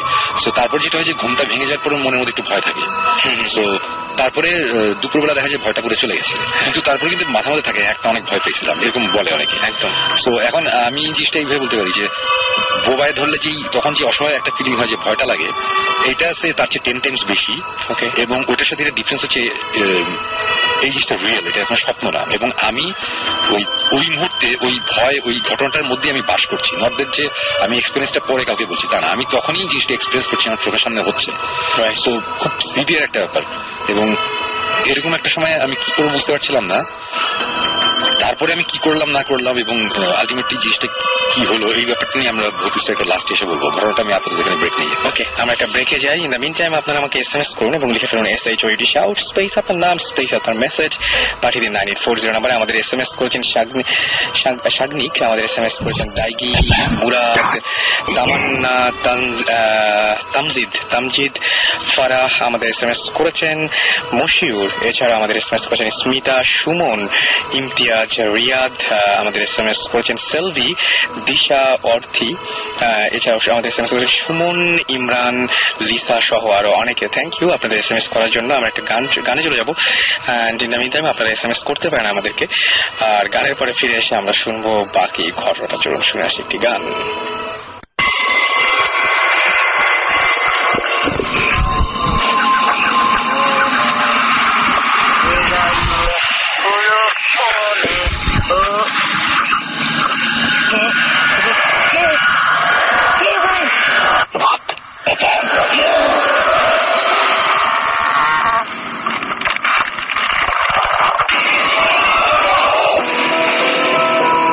শুনছেন সবসময় রেডিও ফুর্তি, আর চলছে ভূত FM, সাথে আছে রাফেল এবং আমাদের সাথে রয়েছেন সুমন ভাই এবং জীবন ভাই। আর সেই সাথে আমি কিছু SMS পড়ে ফেলি। আমাদেরকে SMS করেছেন রুহান, বলেছেন ভাইয়া আমার কোনো একটা ড্রিম দেখলে তার কিছুদিন পরেই সেটা সত্যি হয়ে যায় আমার, এবং এরকম আমার লাইফে অনেক হয়েছে। ওকে, খুবই অদ্ভুত একটা ঘটনা। অথর আমাদের লিখেছেন ময়মনসিংহ থেকে, ময়মনসিংহ মেডিকেল কলেজ থেকে, যে তিনি বলেছেন যে তাদের ভেতরে, তাদের এই ক্যাম্পাসের ভেতরে একটা পুকুর আছে, যে পুকুরে প্রতি বছরই 2-3 জন মারা যায় এবং তার কারণটা তিনি মনে করছেন যে কোনো একটা প্যারানর্মাল ব্যাপার স্যাপার সেখানে আছে আর কি। ওকে, আদিব লিখেছেন ভাইয়া এক্সোরসিস্ট ট্র্যাডিশন অফ ইসলাম বইটা অনেক খুঁজলাম বাট পেলাম না কোথাও, বড় বড় লাইব্রেরিতেও না। এটা সুমন ভাইয়ের কাছে কোশ্চেন করেছে এবং একসাথে নির্ঝর লিখেছে ভাই এক্সোরসিস্ট ট্র্যাডিশন ইন ইসলাম বইটা কোথায় পাওয়া যাবে। এটা সুমন ভাই ভালো বলতে পারবেন আমার চাইতে মনে হয়। অ্যাকচুয়ালি বইটা আমি কিনেছিলাম স্টেজ থেকে, amazon.com থেকে কেনা। সো বাংলাদেশে বইটা নাও না থাকতেই পারে, ইন্টারনেটের মাধ্যমে আপনি ইচ্ছা করে ট্রাই করে দেখতে পারেন এবং অনেক সময় ইন্টারনেট থেকেও কেনা যায়। আমি ইন্টারনেট থেকে কিনেছিলাম, অ্যামাজন থেকে কিনেছিলাম। এই তো সেটাই। সুতরাং আমার যেটা মনে হয় যে আপনি এখানে বসে সেই কাজটা করে ফেলতে পারেন। আচ্ছা, আমাদের সঙ্গে আরেকজন আছেন, তিনি হচ্ছেন আমাদের সাথে আজকে জয়েন করেছেন, এটা নতুন না, তিনি এর আগে আমার সাথে জয়েন করেছেন, রাইট? আপনার নামটা তারপর আরেকবার বলুন। আমি ইমরান। ইমরান ইমরান এবং ইমরান গতদিন একটা বেশ কিছু ঘটনা বলেছিল এবং আমরা সবাই সেটা শুনছিলাম। সেই সাথে ইমরান সেই জায়গার কিছু ঘটনা বলবে। আবারও তারাস উপজেলা, তাই না? তারাস উপজেলার কিছু ঘটনা বলেছিলেন আপনি এবং সেখানে খুব অদ্ভুত টাইপের ঘটনা ঘটে এবং আমরা জেনেছিলাম যে ওইখানকার যে ঘটনাটা মানে বাংলাদেশে প্যারানরমাল কোনো কিছু দিয়ে সার্চ দিলে ওই জায়গাগুলো আসে, ওই বিল টিল ওই সমস্ত জায়গাগুলো আসে। তো এইখানে ইমরান একজনের নাম বলেছে পুরনো জমিদার বাড়ি এবং সেখানে যে পুকুরের পাড়ে রাজহাঁস এবং সেই রাজহাঁস কেটে খাওয়ার ফলে তাদের যে সমস্ত সমস্যাগুলো হয় এবং সেই পুরনো জমিদার বাড়ির সেই বংশের একজন, তার নাম হচ্ছে পিতল চৌধুরী। সেই পিতল চৌধুরীর কিছু মানে সাথে কথা বলে আমাদেরকে ইমরান আজকে আর নতুন কিছু তথ্য দিবে এবং কেন ওইখানে ভ্যান আলা বা কেউ যেতে রাজি হয় না সেই ব্যাপারে একটু বলুন যে গ্রামের ওই স্পেসিফিক ওই জায়গাটায় কেন কেউ যেতে রাজি হয় না, এটা আপনি জানতে পেরেছেন? হ্যাঁ, আচ্ছা, কেন যেতে রাজি হয় না? আচ্ছা, এটার কারণ হচ্ছে যে ভ্যান যে চলতো আগে, ওখানে রাতের বেলা ওই এলাকাটা তো বিচ্ছিন্ন একটা গ্রাম, তো গ্রামের লোকেরা যা করছিল যে কতগুলো লোক নিয়ে রাতে পাহারা দেওয়ার জন্য কিছু লোক নিয়োগ দিয়েছিল যে ওরা রাতে পাহারা দিবে। তো কোনো একটা কারণে বা একজন লোককে মেরে ফেলা হয় ঘটনা এবং লোকটার লাশটাকেও খুঁজে পাওয়া যায় না, মানে লোকটা সম্পূর্ণ নিখোঁজ হয়ে যায় ওই এলাকা থেকে। আচ্ছা, কিভাবে নিখোঁজ হয়েছে কেউ জানে না। ধীরে ধীরে ঘটনাটা ভুলে যায় অনেকেই। এর অনেকদিন পরে ঘটনাটা হচ্ছে যে আমরা যখন যাই আর 1 বছর আগে যে ভ্যান চালক যিনি ছিলেন উনি কিন্তু বেঁচে আছেন এখনো। আচ্ছা, তো মানে কে বেঁচে আছেন? যে ভ্যান চালকটা আক্রান্ত হয়েছিল, মানে এই যেখান থেকে শুরু ঘটনাটার, ওই যে রাস্তায় যাওয়া আসা করতে যে এখন যে ভ্যান চালক কে মারা গেল তাহলে? মারা গেল হচ্ছে যিনি ছিলেন রাতের নৈশ প্রহরী, মারা গেছেন। আচ্ছা, আর এইটা প্রথম দেখেছেন ভ্যান চালক। আচ্ছা, বলুন, তাহলে শুনি আমরা। তো এক ভ্যান চালক ওই রাস্তায় ওইটুকু রাস্তায় তারাস থেকে বারোহাঁস থেকে তারাস শুধু ওইটুকুতেই ভ্যান চালান। আচ্ছা, তো উনার মুখে ঘটনাটা শোনা যে উনি প্রথম যখন ওই এলাকায় রাতের বেলা ফিরছিলেন বাড়িতে, তখন জায়গাটা স্পেসিফিক যদি বলতে হয় তাহলে বলতে হবে যে যদি আমি বারোহাঁস থেকে তারাসের দিকে আসি তাহলে 3টা ব্রিজ পড়বে, এটা 3 নাম্বার ব্রিজ। আর যদি তারাস থেকে বারোহাঁসের দিকে যাই তাহলে এটা প্রথম ব্রিজ। ওকে, এটা সবচেয়ে বড় ব্রিজ 3টা ব্রিজের মধ্যে। উনি যখন ব্রিজটা ক্রস করছিলেন ঠিক তখন দেখতে পেলেন যে ব্রিজের নিচ থেকে লুঙ্গি পরা ছিল, যখন নিখোঁজ হয়েছিলেন যে লোকটা লুঙ্গি পরা ছিল, তো ওই লোকটাই ঠিক উঠে আসতে চাচ্ছেন, মাটি হেঁচড়ে উপরের দিকে উঠে আসতে চাচ্ছেন। নিচে কি পানি বা এরকম কিছু আছে? তখন শুকনা ছিল, শুকনা ছিল, উঠে আসতে যাচ্ছেন। আচ্ছা, তো উনি সবকিছু ঠিক ছিল, যে যিনি মানে যেটা দেখে উনি ভয় পাইছেন সেটা হচ্ছে যে চোখ দুটো উপড়ানো ছিল এবং গলার মধ্যে একটা ফাঁস পড়ানো ছিল। আচ্ছা, এবং উনি যেটা রক্ত পড়তেছিল, চোখ দিয়ে রক্ত পড়তেছিল, এরকম দেখেছেন। উনি ওটা দেখে ভয়ে চলে আসছেন। এটা হচ্ছে প্রথম দিনের ঘটনা। মানে ওই ভ্যান চালক প্রথম এটা দেখলো যে লোকটা নিখোঁজ। উনি এটা দেখে এসে গ্রামে বললেন ওনার এখানে, কিন্তু বিশ্বাস করলো না কেউ। এটা স্বাভাবিক বিশ্বাস করবে না যে একজন লোক নিখোঁজ হয়ে গেছে এতদিন পরে। এই ঘটনাটা উনি পরপর বেশ কয়েকদিন দেখলেন। ওই ভ্যান চালক একজনের, ওনার কাছে ওই যে লোকটা নিখোঁজ হয়েছিল উনি মানে উঠে এসে কিছু একটা বলতে যাচ্ছে, উনি এখানে দাঁড়ানি সয়ে চলে গেছেন। এই ঘটনার পরে উনি ভ্যান চালানোটা ছেড়ে দেন এই কারণে যে প্রথমে উনি ভ্যান মানে চালানো ছাড়তে চাননি, কারণ এটা ওনার পেশা ছিল, শুধু ভয় পেয়ে তো স্বাভাবিক মনের পেশা ছাড়তে পারেন। কিন্তু উনি এটা স্বপ্ন দেখতে শুরু করলেন, রাতে ভ্যান চালানো ছাড়লেন, দিনের বেলা ভ্যান চালাতেন, কিন্তু এই জিনিসটা উনি স্বপ্ন দেখতেন। আচ্ছা, এই ঘটনাটা অ্যাভয়েড করার জন্য তিনি দিনের বেলা রাতে চালাতেন এবং দিনের বেলা ফিরে যেতেন সন্ধ্যা আগে। কিন্তু তিনি এটা স্বপ্নে দেখা শুরু করলেন এবং যখন স্বপ্নে দেখা শুরু করলেন তখন তিনি ভ্যান চালানো ছেড়ে দিলেন এবং এখন পর্যন্ত উনি বেঁচে আছেন। ভ্যান চালানো আপনার দোকানে একটা আছে, মানে এত জীর্ণশীর্ণ অবস্থা লোকটা, মানে একদম মানে শুকিয়ে একদম কাঠ হয়ে গেছে। আপনি কি তার সাথে কথা বলেছিলেন? না, আমি তো তখন জানতাম না এটা। আমি পরে যখন ফোন করেছি যে পিতাল চৌধুরীর সাথে যোগাযোগ করার জন্য, তখন ওনার মুখে শোনা এই ঘটনাটা। ওকে, তাহলে আর কেউ কি দেখেছে এই ঘটনাটা? হ্যাঁ, ওনার পরে উনি যখন ভ্যান চালানোটা ছেড়ে দেন এবং উনি যখন অসুস্থ হয়ে পড়েন তখন এরপরে পরপর বেশ কয়েকজন ভ্যান চালক এটা দেখেছেন। আচ্ছা, তো এখন এই যে আমরা যখন গিয়েছিলাম যে ভ্যান চালকগুলো যেতে রাজি হয়নি, এর কারণটা ছিল ওইটাই। ওখানে যে ভ্যান চালকগুলো ছিল ওই প্রত্যেকটা লোক ওইটার ভিকটিম দেখেছেন। সুতরাং ওই রাস্তা দিয়ে রাতের বেলা যাবে না। নতুন ভ্যান চালক যদি কেউ আসে তাহলে হয়তো যেতে পারে সন্ধ্যার পরে, বাট পুরাতন যে ভ্যান চালক, যে তারাসের মানে বারোহাঁসের যে ভ্যান চালকগুলো, ওনারা কেউ যাবেন না ওই রাস্তাটার মধ্যে। এবং আমার যেটা মানে যে জন্য ভয়টা লেগেছিল যে আমি যখন পিতাল চৌধুরীর সাথে বলেছি, তো আমি জিজ্ঞেস করেছিলাম যে আঙ্কেল উনি যে মানে রাতের বেলা স্বপ্ন দেখতেন, কি স্বপ্ন দেখতেন? উনি সেম জিনিসটা বলেছিলেন যে উনার মাথার কাছে বসে কেউ উনাকে মানে যখন ঘুমাতেন কেউ একজন জাগানোর চেষ্টা করতেছে ওকে, কালো একজনকে বসে ওনাকে জাগানোর চেষ্টা করতেছে এবং কিছু একটা বলতে চাচ্ছে। তো আমি অনেকটা মিলিয়ে দেখলাম যে আমি এখানে আসার পর, ঢাকায় আসার পর, গত এপিসোডে যেটা বলেছিলাম সেম সেই কালো একটা জিনিস গলা পিছিয়ে ধরতো। আমি হ্যাঁ, আপনি গতদিনটা বলে গেছেন এবং পিতল জ্যোতির সাথে যখন কথা বললেন তখন দেখলেন যে ওই ভ্যানের ক্ষেত্রেও ঠিক একই ব্যাপার ঘটতো এবং রাতের বেলায় ঠিক কেউ একজন, আমার যেটা মনে হচ্ছে যে এটা ইন্টাররিলেটেড। আপনার যে সমস্যা হয় ওই ভ্যান সেই সমস্যা হয় এবং আপনার সঙ্গে একজন যে এসেছিলেন তারও এই টাইপের সমস্যা হয়েছিল। হ্যাঁ, এটা হচ্ছে একটা ঘটনা। তারপরে 2 নম্বর যে ঘটনাটা আমি জিজ্ঞেস করেছিলাম যে ওই বেহুলা লক্ষিন্দরের একটা নৌকার কথা আপনাদের বলেছিলাম কত এপিসোডে, যে ওখানে নৌকার করা আছে, দাগটা করা আছে, নৌকার নকশা করা আছে এবং ওই নকশাটা মুছে না। তো উনি যেটা বললেন যে গত বন্যার আগেও, এটা কোথায় করা আছে একটু বলেন, অনেকে হয়তো আজকেই জয়েন করেছেন। মানে এটার নির্দিষ্ট ঠিকানাটা হচ্ছে যে বারোহাস না, মানে ওইখানে তো বুঝলাম যে তারাশের, মানে কেন ওই নকশাটা করেছিল কেন? আচ্ছা, নকশাটা করেছিল যে এটা জমিদারের ওয়াইফ ছিলেন বেহুলা, উনি জমিদারের ওয়াইফ ছিলেন, ওনার একটা নৌকা ছিল। সেই নৌকাটা এখনো মানুষের ধারণা যে ওই নৌকাটা মাটির নিচে আছে। এবং ওইটার নকশাটা উপরে আঁকা আছে। ওকে। এবং আশ্চর্যজনক ঘটনা এটা যে ওইটার সাথে ওই নোঙরের যে শিকলটা বেরিয়ে আছে মাটির উপরে। আচ্ছা। অনেকে সেটা খুঁড়তে চাইছে, বাট ওটা নিচ পর্যন্ত, অনেক দূর পর্যন্ত খোঁড়া হয়েছে, বাট ওটা মানে নিচ পর্যন্ত যেতে পারেনি। আচ্ছা, ওটা তারপর আবার ভরাট করে দেওয়া হয়েছে। আর গত বন্যার আগে উনি বললেন যে গত বন্যার আগে অনেক লোক আসছিল ওটা দেখার জন্য, অনেকে আবার ওই নৌকার মতো করে অনেকগুলা নকশা করে গেছেন ওটার পাশে। তারপর যখন পানি উঠলো, পানি নেমে গেল, চলনবিলের নেমে গেল, তখন দেখা গেল যে বাকি যেগুলা করা হয়েছিল সবগুলা মুছে গেছে, বাট ওই ফাটলটা, নৌকার যে ফাটলটা ওটা আছে। একটা নৌকার আদলটা ওখানের মধ্যে আছে। মানে পানি উঠুক যাই উঠুক ওই ছাপটা মাটিতে থেকে, হ্যাঁ, ওই ছাপটা মাটিতে থেকে যায়। আর ওটার পাশে যে শিকলটা আছে, শিকলটা এখন মাটি থেকে। আপনি দেখেছেন? না, আমি তো ওই পর্যন্ত যেতে পারিনি। আপনি ওই পর্যন্ত যেতে পারেনি, কিন্তু কেউ যদি যেতে চায় তাহলে সে কোন সময় যাবে, কিভাবে যাবে, কেমন করে যাবে? কেউ যদি যেতে চায় এবং কেউ যদি অ্যাকচুয়ালি কিছু একটা দেখতে চায় বা কিছু একটা মুখোমুখি হতে চায়, তাহলে উনি যেটা বলছেন যে যেতে হবে বারোহাসে। প্রতি বছর একটা মেলা হয়, সেটা হচ্ছে চৈত্র মাসের প্রথম পূর্ণিমা রাতে।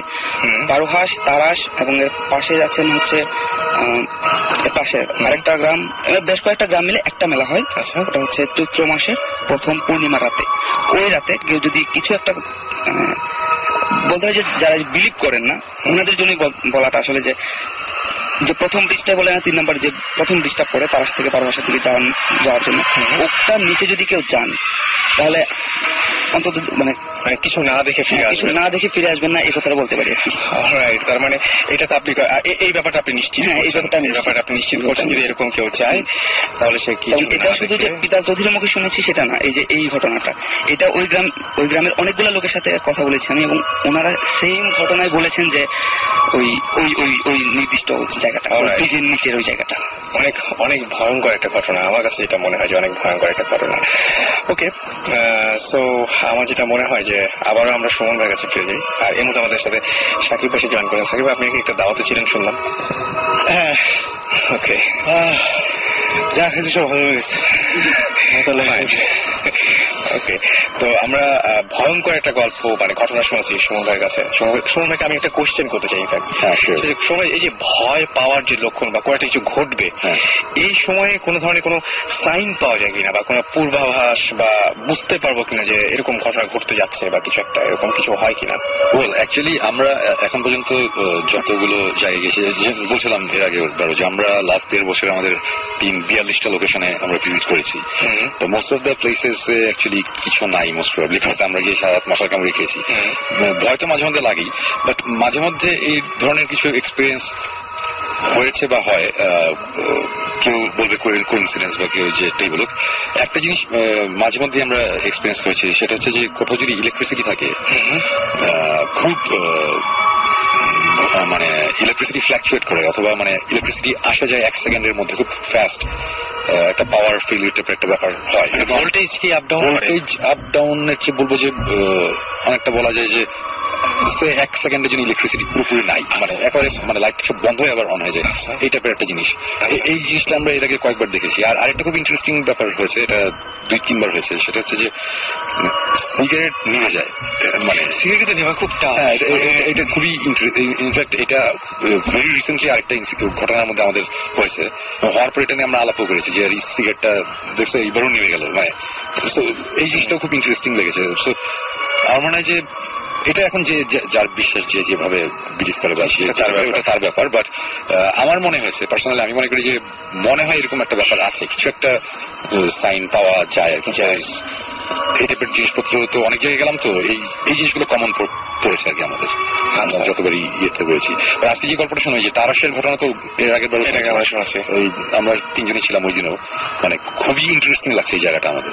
আমরা জাস্ট এখন আমাদের হাতে একদমই টাইম নেই, না হলে আমরা পারলে লাস্ট উইকে আমরা চলে যেতাম, মানে আমরা এতই ইন্টারেস্টেড জিনিসটা নিয়ে। এবং এখন তো শুনলাম যে চৈত্র মাসের ফার্স্ট পূর্ণিমা, আমরা সাধ্য চেষ্টা করবো, সামনেই আছে, খুব বেশি দেরি নাই, 3-4 মাস পরে হয়তো।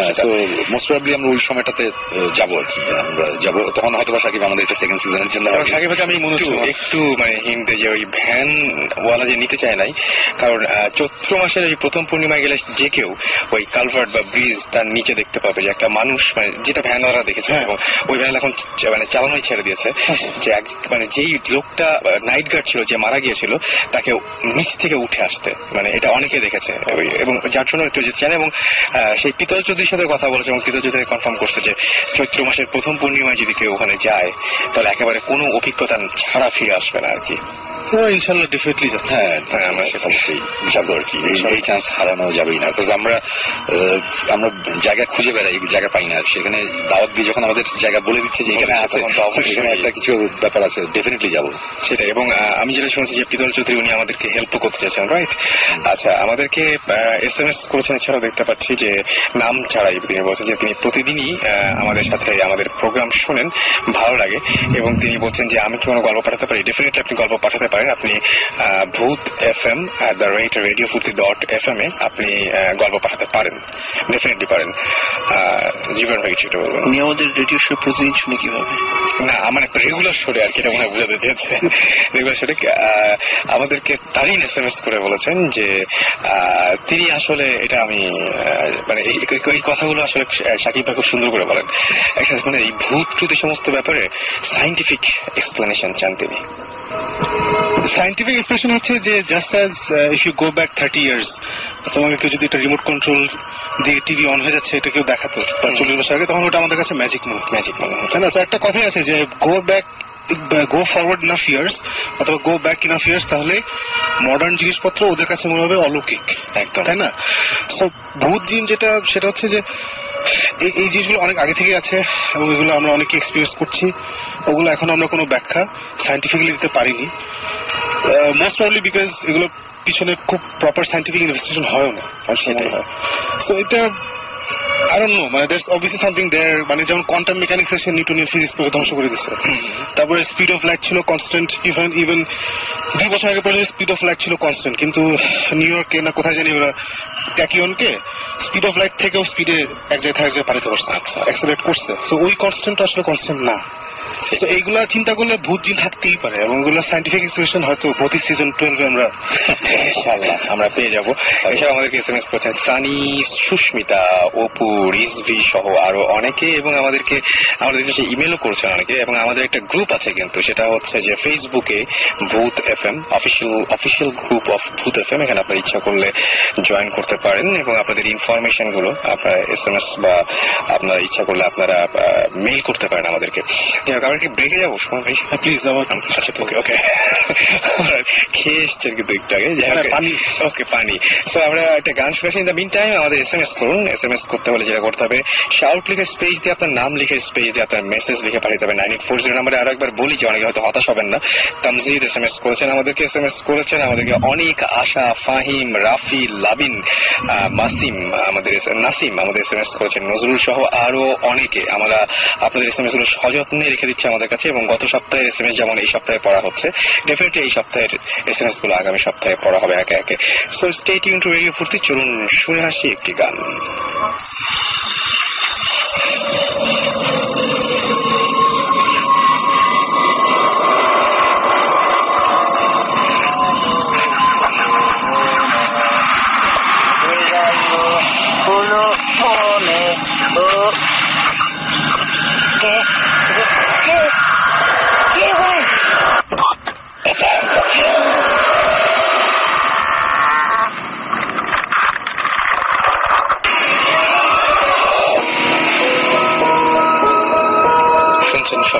ফুর্তি চলছে ভূত এফএম, সাথে আছে রাসেল এবং আমার সাথে রয়েছেন ভৌত স্ট্রিমের আমাদের সাথে জিবরান ভাই, সাকিব ভাই এবং সুমন ভাই। আর আমরা ব্রেকে যাওয়ার আগে আমরা কথা বলছিলাম তারাশ নিয়ে, আর এর মাঝখানে আমাদের অনেকে SMS করে ফেলেছেন। আমাদের SMS করেছেন মাহিম বরিশাল থেকে এবং তিনি লিখেছেন যে ভাইয়া তোমরা তো ব্রেক নাও কেন, পুরো উইক ধরে ভূত এফএম শোনার জন্য ওয়েট করি, সুতরাং গান না শুনে ভূত এফএম ঘটনাগুলো শুনতে চান। সো যদি ব্রেক না নেওয়া হয় তাহলে আমাদের বানিয়ে বানিয়ে অনেক গল্প বলতে হবে। হ্যাঁ সেটাই, মানে এবং এটা হচ্ছে মানে অদ্ভুত এফএম হয়ে যাবে তখন। সো সেটা আমরা চাই না। সজীব আমাদের লিখেছেন যে ভূত এফএম কি কেবারে হয় সেটা জানতে চাইছেন সজীব। ভূত এফএম প্রতি শুক্রবার 11:59 হয়। অলরাইট, আর আমাদের এখন আবার যেটা চাইবো যে আজকে কি কোনো ধরনের কোনো সাকিব ভাইয়ের কোনো গল্প আছে কিনা বা ঘটনা আছে কিনা? কারণ সুমন ভাই একটা মানে জিনিস রেখে দিয়েছি লাস্টে, একদম সুমন ভাই লাস্টে বলবেন আর কি। ঘটনাটা আছে ওটা ডিটেলস এখনো যাই না, বাট বলতেই পারি। আচ্ছা, আধা খাঁচা কিছু ডিটেলস পেয়েছি আমরা, তো ওটা এখন আমরা ইনভেস্টিগেট করি নাই। বেসিক্যালি এটা অনেক আগের ঘটনা। যখন যে মুড়ির টিন বাসগুলো আছে না, এখন তো টাউনটা ইউজ হয় না, মুড়ির টিন বাসগুলো আগে ইন্টার ডিস্ট্রিক্ট চলতো। তো তখন ওই ঢাকা বা ফরিদপুর টাইপের এলাকা বা পিরোজপুর ওই টাইপের এলাকায় একটা লোক, সে নতুন লাইসেন্স পাইছে, সে ড্রাইভার হবে। ওকে, ড্রাইভার হবে। তো ওখানে যা লোকাল বাস ডিপো ওখানে গেছে, গিয়ে খুব ভাই আমার চাকরি দেন এসে তো তখন ওই ঘুরাচ্ছে আর কি, মানে নতুন পোলা আসছে, কারো চিনে নাই, ঘুরাচ্ছে, আছে দেখবো না এই হ্যান তেন। তো ওখানে সে বেসিক্যালি ছোটখাটো কাজ করে, মানে অফিস বয় হিসেবে আর কি, মানে আছে আর কি, টাকা পয়সা পায় না, মানুষ একটু খাওয়া টাইপে এইভাবে চলতেছে। তো অনেকদিন চলার পর তখন সে খেয়াল করছে, ওর খালি বলা হয় যে এখন আর বাস নাই, আচ্ছা নতুন বাস কিনবো তখন তোমার দেখবো না। তো সে খেয়াল করছে যে একটা বাস গ্যারেজে অলস পড়ে থাকে আর কি, অলস পড়ে থাকে। তো এরকম 2-3 মাস গেছে, সে দেখছে ওই বাসটা ওখান থেকে বের হয়। আচ্ছা, তখন সে জিজ্ঞেস করছে কি বাসের প্রবলেম কি? বল না বাসে কোনো প্রবলেম নাই। নষ্ট নাকি? বল না নষ্ট না। তো ওই কি ব্যাপার? না এটা ইউজ হয় না। ওই ইউজ হয় না মানে আমি তো বাস চালাতে চাই, আপনার বলেন বাস নেই, এখানে তো বাস আছে। ওনারা তো অনেক আশপাশ কাটেছে, সেই হ্যান ত্যান অনেক কিছু হয়। তো একদিন ফাইনালি সে মানে ভ্যান করতে করতে ধরো 4-5 মাস ভ্যান করতে আছে। ফাইনালি ওনার অতিষ্ঠ হয়ে ওরা বসতে যে যা চালাতে যা। তো ঠিক আছে, ওকে দেওয়া হলো। তো প্রথম যেহেতু বাস চালাতে দিচ্ছে, তোকে ওয়ার্স্ট টাইমিং এবং ওয়ার্স্ট রুট গুলো দেওয়া হয়েছে, যে রুট অন্য কেউ নিতে চায় না, রাতের বেলা এসব রুট দেওয়া হয়েছে। তারপরে সে তো মহা খুশি যে সে ফাইনালি ড্রাইভার হতে পারছে, খুব খুশি সে। তো সে ঠিক আছে বাস নিয়ে বের হয়ে গেছে, বের হয়ে তো কাজ শেষ করতেছে। ওর রুটটা হচ্ছে ওই যে মানে রাতের শিফট পাইছে, আমি জানি না এক্সাক্ট, যেটা বললাম যে ডিটেলস এখন অনেক কিছু জানি না, ভাষা জানি। রাতের শিফট পাইছে, ভালো কথা। তো একদিন ওর সাথে যে কন্ডাক্টর আছে, সে ওদিন বের হবে, দেখা যায় ওই কন্ডাক্টর নাই।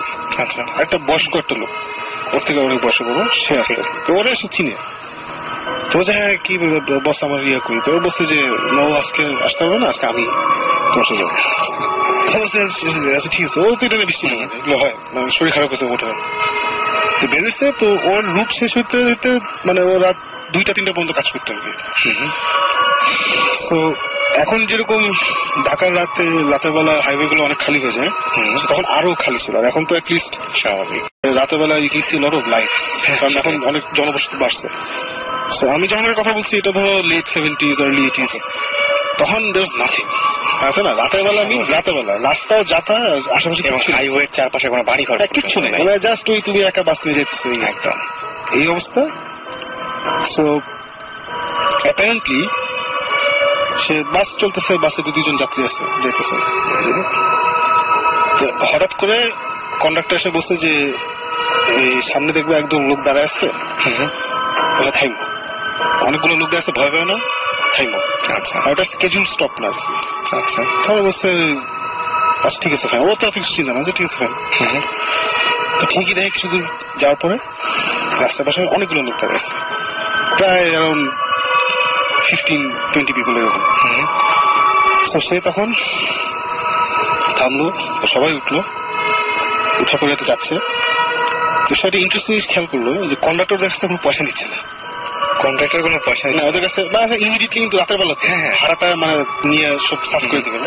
কন্ডাক্টর কিছু বলতেছে না। কন্ডাক্টর ইনফ্যাক্ট পিছিয়েও নেই, কর্নারটা এসে ওর পাশে বসেছে। আচ্ছা, তো চাইতেছে, বলছে যে বসদের ইয়ে নিবেন না, ভাড়াটা নিবেন না? না, ভাড়াতে আসছে অসুবিধা নেই। আচ্ছা, বলেন কি ভাড়াতে আসছে মানে? তাহলে তুমি কিছু ভাইবা, তুমি কিছু চালাও। আচ্ছা, আর যেখানে থামতে বলবো ওখানে থামবে। সেভাবে যাচ্ছে যাচ্ছে যাচ্ছে হঠাৎ করে এই দুইটা আগে থেকে লোক ছিল, 2-3টা আগে থেকে ওরা একটা জায়গায় নামবে আর কি। তো সে এসে চাই বাস থামাও, এখানে নামবো আমি। তো কর্নারটা উঠে বলছি, বস এখানে নামা যাবে না, আপনার আমরা পরে নামবো। ড্রাইভার এখন কনফিউজড, স্কেজুল স্টপ আসতেছে সামনে, ওখানে ওরা থামবে না। তো ড্রাইভাররা তখন বলছে না, সামনে তো স্টপ আছে, না এখন থামা যাবে না, তুমি বেশি কথা বলো না, চুপ করে চালাও। আচ্ছা, তখন ওই প্যাসেঞ্জার গুলো খেপে যাচ্ছে। আচ্ছা, এই মেয়ে আমরা থামাই, বাস থামাও, হ্যান ত্যান এসে খেপে যাচ্ছে। তখন কন্ট্রাক্টর ওইটা আবার বুঝছে, ভাই আপনারা ঝামেলা করেন না, আপনারা বসেন, শান্ত বসেন, আমরা একটু ঝামেলা আছে, আমরা আইসা আবার নামাই দিব আপনাকে। আচ্ছা, তখন ড্রাইভার ফাইনালি ডিসাইডেড যে এত কি, মানে এরা কে কি কিছুই তো বলতেছে না। না আমি থামবো, কেন থামবো না, 100 বার থামবো। তখন সে ওই আনস্কেজুল, মানে যেখানে বাস স্ট্যান্ড হওয়ার কথা ওখানে থামছে। আচ্ছা, থাইমা দেখে জায়গাটা চিনতেছে না, মানে বুঝছে, দূর থেকে দেখছে যে বাস স্ট্যান্ড। কাছে এসে যখন গাড়িটা থামাচ্ছে, থামায় দেখে ওখানে আসলে বাস স্ট্যান্ড নাই। হ্যাঁ, সে জায়গাটা চিনতেছে না, ইট লুকস ডিফারেন্ট। আচ্ছা, তখন সে একটু ঘাবড়ে গেছে। আচ্ছা, ঘাবড়ায় কন্ট্রাক্টর বলছে এটা এখানে না স্ট্যান্ড ছিল? তখন করার পরে যে হ্যাঁ ছিল তো, তুমি যে মিস করছো। তাই বলে না, রাস্তা তো খালি, আমি মিস করতেই পারি না।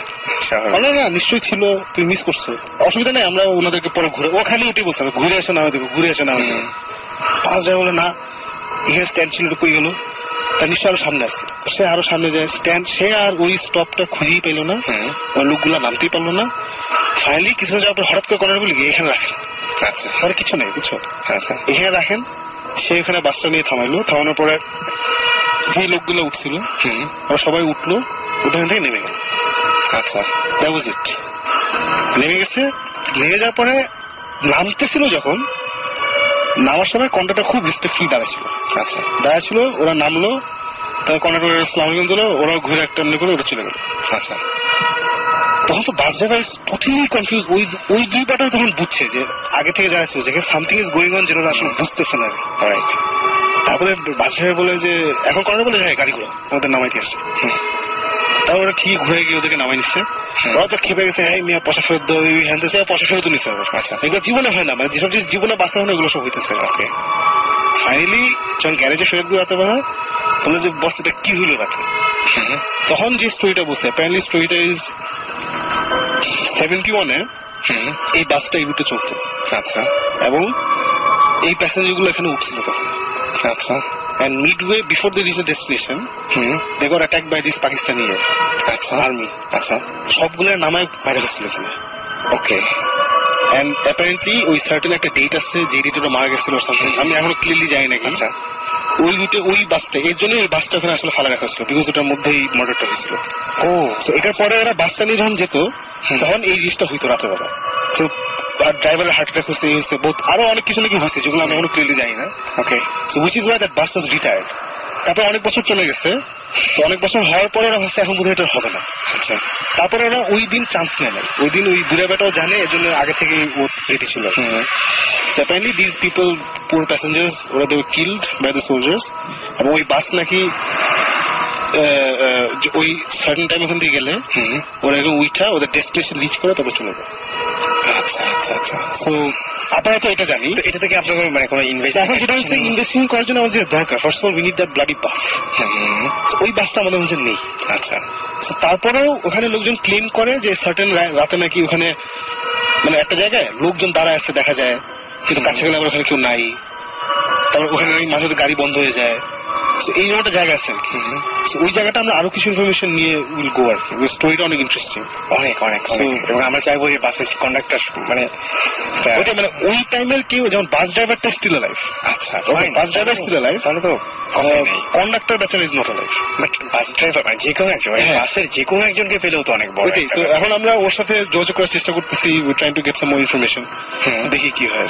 তো আমরা অনেক বেশি আমার কাছে ভয়ঙ্কর লেগেছে আমি কয়েকদিন বলছিলাম যে রাতের বেলা লেট নাইটে বাস উঠলে বি ভেরি শিওর বাসের কে আছে, এবং ওই সময় না বাসের লোকজনকে খুব অদ্ভুত লাগার কথা আমার মনে হয়, কারণ আমি দেখেছি অনেক সময় পাস করার সময় দেখেছি বাসের কোনো একটা জ্যাম বা কোনো একটা কিছু হয়েছে, মানে ম্যাক্সিমাম ক্ষেত্রে যেটা হয় উত্তরা থেকে বনানী বা গুলশানে আসছি, ঠিক ওই উত্তর এয়ারপোর্টে যে স্টেশনটা আছে ওই স্টেশনে বেশ কিছু বাস দাঁড়িয়ে থাকে বা সামনে একটু ওই জ্যাম হয়, ওই বিশ্ব রোডের ওখানে জ্যাম হয় একটা, ওই জ্যামের মধ্যে যখন দেখি যে পাশে বাসের মধ্যে লোকগুলো কেমন ভাবে যেন তারা তাকিয়ে থাকে, কেমন অদ্ভুত টাইপের লাগে। সো যারা আজকে জার্নি করছেন তারা একটু সাবধানে থাকবেন। আমি তো স্টুডেন্ট লাইফে প্রচুর উত্তরে বাসে করে গেছি রাত 2-3টার সময়, and it was never a not scary experience, কারণ রাতের বেলা না আমার কেমনই লাগে, বাসে কম লোক থাকে, একদম কেমনই লাগে, কিন্তু কাউকে না বিশ্বাস হয় না, কেমন কাউকে বিশ্বাস হয় না যে কি। এবং ওই উত্তরের রাস্তা নেই যে এর আগে আমরা একটা এপিসোডে আলোচনা করেছিলাম, আমরা আলাপ করেছিলাম যে ওই রাস্তাটা এমন একটু স্কেরি, এবং মানে কোনো ভৌতিক এক্সপিরিয়েন্স না। আমার বেশ আগে একটা ঘটনা ঘটেছিল, সেটা হচ্ছে তখন আমার ফার্স্ট সোলো অ্যালবাম সুমন প্রথম যে অ্যালবামটা ওইটা রেকর্ডিং চলছিল। আচ্ছা সরি, ওই অ্যালবামটা কিন্তু বের হয়েছিল 98-এ, 97-এর এন্ডে, বাট রেকর্ডিং হয়েছিল 92-তে। আচ্ছা, আমি অ্যালবামটা 5 বছর ফেলে রেখেছিলাম, 5 বছর পর অ্যাকচুয়ালি অ্যালবামটা রিলিজ হয়। ওকে, সো 92-র ঘটনা। আমি তারপরে যে ওয়ারফেজের রাসেল ছিল, এটা বলতো সে রাসেল আলী, রাইট, সে পরে বাপ্পি আমাদের এক ফ্রেন্ড, আমরা রাত্রেবেলা গাড়ি নিয়ে বের হয়েছিলাম, আর ছিল সঞ্জয় ছিল ভোকাল। হ্যাঁ, আমরা 4 জন সেদিন রেকর্ডিং শেষ করে আমাদের এক ফ্রেন্ডের বাসায় গুলশানে ছিলাম, রাতে আড্ডা দিচ্ছিলাম, তখন বললাম যে চল লং ড্রাইভে বের হই। সো ওই সময় মানে উত্তরা ক্রস করা মানে লং ড্রাইভ আর কি, মানে অনেক উত্তরা তো বাসা অবস্থা, রাইট। সো আমরা গাড়ি নিয়ে বের হয়েছিলাম, তখন ওই রাস্তাটার মধ্যে যে রাস্তার অনেক ঘটনা শুনি, তো ওগুলো ক্রস করে আমরা চলে গেছি।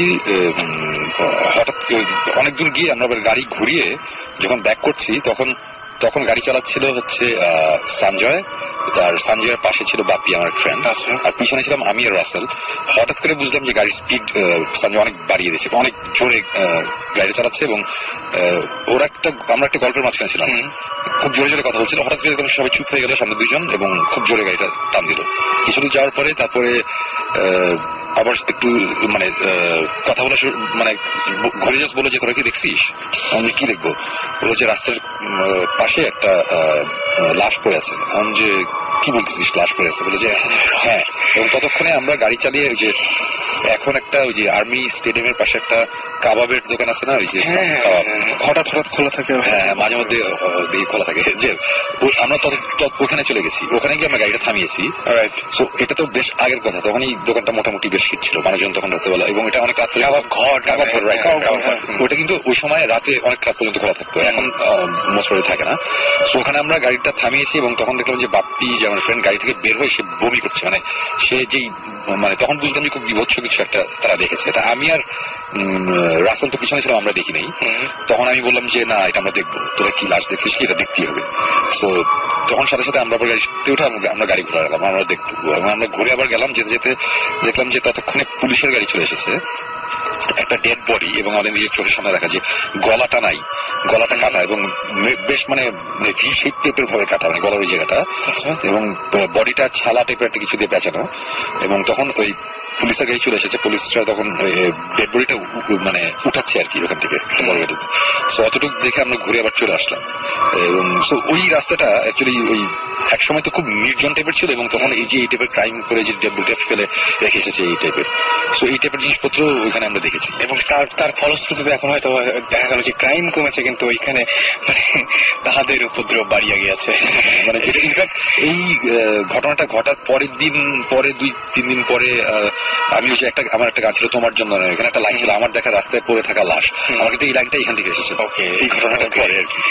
ওই জায়গাটা আসলে আমি মানে রাতেবেলা ঘোরার সময় এখন অনেক মানুষজন থাকে আশেপাশে, লাইট টাইট অনেক কিছু, কিন্তু তারপরে মাঝে মধ্যে কিন্তু আমার কাছে রাস্তাটা সবসময় কেমন যেন লাগে, মানে খুবই অদ্ভুত টাইপের লাগে, এবং মানে লাইটিংটাও কেমন যেন। রাইট। আরেকটা রাস্তা আছে, এটা হচ্ছে এটা এরকম ঢাকার মধ্যে না, হাইওয়ে না, এটা হচ্ছে ওই ময়মনসিংহের দিকে যেতে গেলে শ্রীপুর জেলাটা, ওই শ্রীপুরে ওই শ্রীপুরে আমাদের একটা বাংলো বাড়ি আছে, আমাদের এখানে একটা হ্যাচারি, বেশ বড় একটা জায়গা, বাউন্ডারি ওয়াল দেওয়া, আমাদের বাংলা আছে, ওখানে আমরা গিয়ে মাঝে মাঝে থাকি। তো ওই বাংলোর আবার কাহিনী আছে, ওই বাংলোটা কি বলবো হন্টেড, আমাদের নিজেদেরই বাংলো, আমরা ওখানে গিয়ে থাকি এবং ওখানে অনেক ধরনের জিনিসপত্র, অনেক ধরনের এক্সপিরিয়েন্স আমাদের হয়েছে, আমরা অনেকবার গিয়েছি। আমরা একটা সময় আমরা প্রায় যেতাম, যখন টাইম পেতাম দেখা যেত যে এভরি মান্থে 2-1 বার যাওয়া হচ্ছে, ওখানে গিয়ে আমরা থাকতাম। ওখানে আমরা যে ইনডোর সুইমিং পুল করা আছে, বারবিকিউ পিট করা, সো আমরা ওখানে যাই, আড্ডা দিয়ে রাত্রেবেলা থাকি, মজা হয় আর কি, পিকনিক টাইপের। সো ইনফ্যাক্ট মজার ঘটনা হচ্ছে যে আমাদের এই ভৌতিস্ট এই টিভি শোটা করার আমাদের যে ফার্স্ট পাইলট এপিসোড, যে প্রথম এপিসোডটা যেটা অন এয়ার হবে, ওটা কিন্তু অ্যাকচুয়ালি আমরা ওই ক্যামেরা নিয়ে ডিরেক্টর প্রডিউসার এইভাবে প্ল্যান করে কিন্তু করা না। ওখানে আমরা গিয়েছিলাম একটা মিউজিক ভিডিও শুট করতে। তো মিউজিক ভিডিও শুট করতে যাওয়ার সময় আমরা একটা ফাইজলামি করে যে মেকিং অফ ওই মিউজিক ভিডিও বানাবো এরকম একটা জিনিস আমরা একটা হ্যান্ডি ক্যাম দিয়ে এই ঢাকা থেকে যাওয়ার সময় থেকে আমরা ফাইজলামি করছিলাম আর ক্যামেরার সামনে মজা করছিলাম যে আমরা পুরো একটা ভিডিও মানে প্যারালালি একটা ভিডিও বানাবো, এটা হচ্ছে making of this music video. তো ওটা করতে গিয়ে তারপরে রাতেবেলা আমার ওই বাসা ছিলাম এবং রাতে কিছু ঘটনা ঘটেছিল, কিছু ইনসিডেন্ট হয়েছিল এবং লাকিলি ফরচুনেটলি আমাদের কাছে ক্যামেরা ছিল। তো তখন আমরা ক্যামেরাটা অন করি, যেহেতু এই একটা অনুষ্ঠান করবো একটা প্ল্যান ছিল, অন করি এবং তারপরে আমাদের কিছু ফুটেজ ওই ক্যামেরার মধ্যে থাকে, যেটার থেকে আমরা মানে ওটা দিয়ে ছিল আমাদের ভৌতিকটা শুরু হয়, প্রথম শুরু হয় আর কি। সো ওই যেটা বলছিলাম যে ওই বাংলাটা ক্রস করে একটু সামনে সোজা যেতে গেলে কাপাসিয়ার দিকে একটা রাস্তা আছে আর কি, দুই সাইডে জঙ্গল। ওকে, ওই রাস্তাটার মাঝখানে একটা জায়গা আছে, ওই জায়গাটাতে অনেকে বলে যে ওখানে গেলে অনেকে ওই মানে রাস্তাটা হারিয়ে ফেলে আর কি। আচ্ছা, মানে রাতের বেলা যাচ্ছে, যাওয়ার সময় দেখা যায় যে একটা সময় এরকম একটা জায়গায় চলে যায় এবং ওই একটা লুপের মধ্যে পড়ে যায় নাকি, এরকম কথাবার্তা আছে আর কি, যে ওখানে হারায় যায়, বের হতে পারে না, চিনতে পারে না, সকালবেলা দেখা যায় যে আবার বের হতে পারছে, এই টাইপের ঘটনা। ওইখানে আমি এরকম রাস্তা সংক্রান্ত একটা জিনিস দেখেছি। আর আরেকটা জিনিস, এখন যেহেতু শ্রীপুরে একটা কথা আসছে, তখন একটা স্টোরি বলি, এটা এর আগে বলেছিলাম নাকি জানি না। এই শ্রীপুরে যে আমাদের বাংলোতে একবার রাতে আমরা থাকতে গেছিলাম, আমি ছিলাম সাথে, আমার সাথে আরো 7-8 জন ছিল, বেশ অনেকে। আচ্ছা, তো রাতে আমরা বসে এরকম মুভি দেখছি, ওই সময় কোনো বিজিটিভির টিএনটি লাইন ছিল না তখন আমাদের ওই সাইডে। তখন আমাদের ওই ওখানে বিশাল বড় এস্টাবলিশমেন্ট, তো মানে একটা বিল্ডিং থেকে আরেকটা বিল্ডিং এ পিএবিএক্স এর লাইন ছিল, জাস্ট মানে কানেক্ট করার জন্য, জাস্ট একজন আরেকজনের সাথে কথা বলার জন্য। সো ওই পিএবিএক্স এর লাইন ছিল, তো রাতে আমরা মুভি টুভি দেখে ওখানে গেলে আমরা হরর মুভি টুভি দেখি, বিকজ বাসাটা একটু অন্যরকম, অনেক ধরনের মানে ফিলটা অনেক ভালো পাওয়া যায়, আর ফিলের চেয়ে অনেক ধরনের ইনসিডেন্ট হয়। মানে ওইখানে আমাদের মানে এরকম ঘটনা আছে যে গরমকালে আমি আর আমার এক স্কুল ফ্রেন্ড নিপুণ, আমরা দুইজন বসে আড্ডা দিচ্ছি বারান্দার মধ্যে, বেশ গরম, মানে ঘরে মানে আমরা বারান্দায় বসে আড্ডা দিচ্ছি, রাত 2-3টা বাজে, হঠাৎ করে পুরো চারিদিকে কুয়াশা হয়ে গেছিল, মানে ভয়ঙ্কর কুয়াশা। মানে সে আমি আর আমার ফ্রেন্ডের ডিস্টেন্সটা ছিল সে 3 ফিট 4 ফিট, আমরা একজন আরেকজনকে ঠিক মতো স্পষ্ট দেখতে পাচ্ছিলাম না, এই ধরনের কুয়াশা। তারপর সে চেয়ার টেনে সামনে এসে বসছে, বললো যে দোস্ত কি হচ্ছে, কুয়াশা কেন? আমি তো বুঝতে পারছি না, এবং আমরা কিন্তু গরম ফিল করতেছি গরমকালে। এবং তার ঠিক পাশে ডান দিকে যদি আমরা সোজা তাকালে হচ্ছে সামনে একটা লনের মতন পাশে একটা ওই সুইমিং পুলটা, আর ডান দিকে একটা খোলা জায়গা আছে, খোলা জায়গার মধ্যে আমরা মানে এত কুয়াশা, মানে কিছু দেখা যাচ্ছে না, এবং জাস্ট 5-6 মিনিট পর হঠাৎ করে কুয়াশাটা কমা শুরু করলো। আচ্ছা, মানে অটোমেটিক মানে অ্যাজ ইফ কুয়াশাটা এসে আমাদের সামনে দিয়ে চলে গেল, এই টাইপের অবস্থা, মানে কুয়াশাটা কমছে। যখন কমছে তখন আমরা চোখের সামনে, আমরা কত দূর হবে, মানে আমরা এটা 50 ফিট দূরের হবে হয়তোবা, মানে আমরা স্পষ্ট মানে এই অন্ধকারের মধ্যে এই লাইটের মধ্যে যা দেখা যায়, একটা পাখি হয়েছে, বাজ বা চিল টাইপের, মানে বিশাল বড় একটা পাখি টাইপের কিছু, মানে আকাশ থেকে পুরো নেমে এসেছে মাঠের মধ্যে, সামনে যে মাঠটা ডান দিকে, ওখানে এসে বসে কিছুক্ষণ লাফালাফি করে আবার উড়ে চলে গেছে। বাট মানে আমার কথা হচ্ছে যে হ্যাঁ হয়তো একটা পাখি এসে বসেছে, বাট আমার লাইফে আমি এত বড় পাখি দেখিনি, সোজা কথা ফ্র্যাঙ্কলি স্বাভাবিক। এত দূর থেকে এত বড় একটা জিনিস দেখা মানে এটা সামনাসামনি গেলে অনেক বড় হওয়ার কথা একদম। আমরা দুজন পুরো চুপ করে বসে মানে দেখলাম যে কি হলো না হলো, আমরা দেখলাম। এবং আরেকটা ঘটনা বলি, সেটা হচ্ছে যে আমরা ঘটনা বলার আগে আমি একটা কথা খালি বলবো, সেটা হচ্ছে যে যারা অনেকেই হয়তো অধীর আগ্রহে বসে আছেন, আমাদেরকে SMS করেছেন সজীব, পনির, আরবি, তানিয়া, আমাদের SMS করেছেন ফাহিম, নোমান, রাহুল, আশা রাজশাহী থেকে, এসব শুনতে প্রবলেম হচ্ছে তিনি তাই জানিয়েছেন। হাসান আমাদের SMS করেছেন, হৃদয়, এছাড়া SMS করেছেন সাগর, বিপ্লব, তুষার, সুপ্ত, সবার অনেকে। আপনার যারা এক্সপিরিয়েন্স শেয়ার করতে চান, শাউট লিখে স্পেস দিয়ে আপনার নাম লিখে স্পেস দিয়ে আপনার মেসেজ লিখে পাঠিয়ে দিন 9840 নাম্বারে। আবার মানে সেকেন্ড যেটা, হ্যাঁ আরেকটা এইটাও আমি আমার মনে নাই আমি বলেছিলাম নাকি, একবার আমরা যে আমি সাকিব জীবন আমরা বেশ কয়েকজন আমরা 5-6জন গিয়েছিলাম একটা ব্রেইন স্টর্মিং সেশনে, আমাদের স্ক্রিপ্ট লেখার একটা কাজে আমরা সবাই এখানে গিয়েছিলাম শ্রীপুরে এখানে আমার মাঝে মধ্যেই যায় এবং মজাই লাগে, নতুন নতুন এক্সপিরিয়েন্স ছিল, মজা মানে ডিটেকটিভ দেলোয়ার হ্যাঁ আমাদের একটা স্ক্রিপ্ট ছিল, তো এটা নিয়ে আমরা কাজ করছিলাম। তো একটা সময় রাতে আমরা ওই যে ব্রেইন স্টর্মিং করতে করতে হঠাৎ একটা ব্রেক নিয়েছি আমরা সবাই, তো আমরা বাইরের রুমে বসে আমরা আড্ডা দিচ্ছি। আমাদের মধ্যে একজন ছিল ভিতরে, ও ভিতরে বসেছিল, তা সে হঠাৎ করে ও বই পড়ছিল, হঠাৎ করে সে আবার বাইরে আসছে, এসে বললো যে, এসে দেখলাম যে আমাদের দিকে মানে আঙুল দিয়ে পয়েন্ট করছে, আজকে আমাদের গুনছে আর কি যে আমরা কয়জন। তখন বললো যে আচ্ছা আমরা সবাই এখানে এসেছি না, যে হ্যাঁ, বলে কেন, বললো যে ইয়ে না শোন ভাই বাথরুমে কে যদি কল শেষ মানে যে হ্যাঁ বাথরুমে কল টল শেষ করতে দেরি। আমরা আবার রুমে গেলাম, রুমে গিয়ে দরজা খুলে কল টল বন্ধ করলাম। মানে এগুলো খুব নর্মাল হয়ে নর্মাল ঘটনা ওখানে। এগুলো যদি নর্মাল হয় তাহলে তো প্যারানর্মাল যেগুলো ছিল তো ভয়ঙ্কর হওয়ার কথা। হ্যাঁ মানে আমার চাচা চাচি একবার গিয়েছিল ওইখানে, এবং যাওয়ার পরে আমার চাচি উপর থেকে দেখেছিল যে নিচে আমাদের যে কেয়ারটেকার সে বারান্দায় মানে লনের ওখানে দাঁড়িয়ে আছে, ওকে ডাক দিল, ও মাথা ঘুরে তাকিয়ে দোতলায় তাকিয়ে বারান্দায় তাকিয়ে ঘুরে এবার চলে গেল। তো আমার চাচি খুব স্বাভাবিকভাবেই মানে মেজাজ খারাপ হয়ে গেছে তার। তখন সে আমার কাজিনকে বললো ওকে ডাকে নিয়ে আসো, বেয়াদব, আমি ডাকলাম, দেখলো, তারপরে চলে গেলো। ডাকে নিয়ে আসার পরে ও বললো যে মানে ওই ছেলেটা উপরে আসার পর বলে, যখন শাড়ি খাচ্ছে তখন বলতেছে আমি তো ওইদিকে যাই নাই, আপনি আমাকে ওখানে কেমন দেখছেন, আমি তো কিচেনে রান্না করতেছিলাম। তখন আমার কাজিনও বললো যে হ্যাঁ আমি ওরা কিচেন থেকে নিয়ে এসেছি, এবং যে জায়গাটার কথা বলে সেটা হচ্ছে সুইমিং পুলের পাশে একটা লন আছে এখানে। তো লন অ্যাকর্ডিং টু মাই চাচি মানে লনটা ক্রস করে সে বাম দিকে সুইমিং পুলের পাশ দিয়ে চলে গেছে ওই সাইড দিয়ে, ওই দিক দিয়ে সে চলে গেছে। বাট ওই দিক দিয়ে হচ্ছে ডেড এন্ড, ওখানে বড় ওয়াল দেয় এবং তার কাটার বেড়া দেয়। ওই দিক দিয়ে সে ঘুরে আবার ইয়েতে আসতে পারার কথা না, কিচেনের সামনে দিয়ে আসার কথা, মানে চোখের সামনে দিয়ে আসতে হবে। ওই দিক দিয়ে গেলে তার ওই ওয়াল টপকাতে হবে, তার কাটার বেড়া টপকাতে হবে, তারপর আবার পিছন দিয়ে ঘুরে আবার একটা পুকুর আছে ওটা ক্রস করে ওই দিক দিয়ে ঘুরে আবার আসতে হবে। লজিক নেই ওইটাই আর কি। মানে এই টাইপের জিনিসপত্র মানে এরকম হয়েছে যে আমরা ওইখানে সুইমিং পুলে রাত 3টার সময় আমরা মাঝে মধ্যে এরকম করি, ফাইজলামি রাত 3টার সময় সুইমিং পুলে নামি, সুইমিং পুলে বসছি এবং ঠিক সুইমিং পুলের পাশের যে জানালা ওই দেয়ালের ওই সাইড থেকে আমরা আওয়াজ পাচ্ছি যে একটা ঘষা মানে কোন একটা বস্তা টাইপের জিনিস টেনে নিয়ে যেতে থাকে, তখন সেই টাইপের আওয়াজ, ওরকম একটা নয়েজ, ওরকম একটা আওয়াজ। এবং আমরা সাথে সাথে সবাই চুপ করছি, সবাই একসাথে চুপ করলাম, দেখলাম যে হ্যাঁ 2-1 বার আওয়াজ হলো, আবার আওয়াজটা বন্ধ হয়ে গেল। তারপরে এরকম করতে করতে আমরা দৌড়াই আবার গেলাম বাইরে গিয়ে কিছু নাই। এগুলো খুবই নর্মাল আর কি আমাদের এখানে। এটা ইনফ্যাক্ট মানে অ্যাডস টু দ্য অ্যাটমসফিয়ার, কারণ আমরা ওখানে বেস সং করতে গেছি একটা হরর মুভি, আমরা আরো ইন্সপায়ার্ড হয়ে আছে না, চল লিখি, ভালোই। এই টাইপের ব্যাপার, এগুলো কোনো মানে ওখানের জন্য এগুলো কোনো ঘটনাই নয়। তো আমরা আজকে শেষ করি, তবে শেষ করার আগে সুমন ভাই শেষ করতে চেয়েছিলেন যেটা দিয়ে আর কি। ও আচ্ছা, ওইটার গল্পটার ফিনিশিংটা এর আগে আমি একটা জাস্ট কথা বলে নিই, সেটা হচ্ছে যে ওই লাস্ট এপিসোডে বলেছিলাম, আবার বলছি যারা জানে না, সেটা হচ্ছে আমাদের ভৌতিষ্টের যে অনুষ্ঠানটা, এটা দেশ টিভিতে জানুয়ারি থেকে অন এয়ার হবে ইনশাল্লাহ, মোটামুটি সবকিছু ফাইনাল। সো সামনে আসছে আর কি ভৌতিষ্ঠ, ওটা দেখলে আপনাদের একটা আইডিয়া হবে অ্যাকচুয়ালি আমরা কি করছি আর কি করছি না। আর আরেকটা জিনিস হচ্ছে যে এই জিনিসটা আবার ক্লিয়ার করি, সেটা হচ্ছে যে আমরা এই ভৌতিষ্ঠ করছি বা ভৌতিষ যে টিভি শো করছি করার পিছনের কারণ এটা না যে আপনাদের বিশ্বাস করানো যে এইগুলো এক্সিস্ট করে, আমাদের কারণ হচ্ছে আপনাদের এন্টারটেইন করা। আপনারা এগুলো শুনবেন, ইন্টারেস্ট যারা পান তারা মজা পাবেন, এটার জন্য। আমরা বলছি না যে না জিন ভূত এক্সিস্ট করে এবং আমরা বিলিশ করে দেখে আপনাদেরও করতে হবে, এরকম কোনো ব্যাপার একদম একদম। সো আমাদের এইসব গল্প টল্প শুনে অল্টারনেটিভ কিছু নাই, এটাই বলে যাচ্ছিলাম।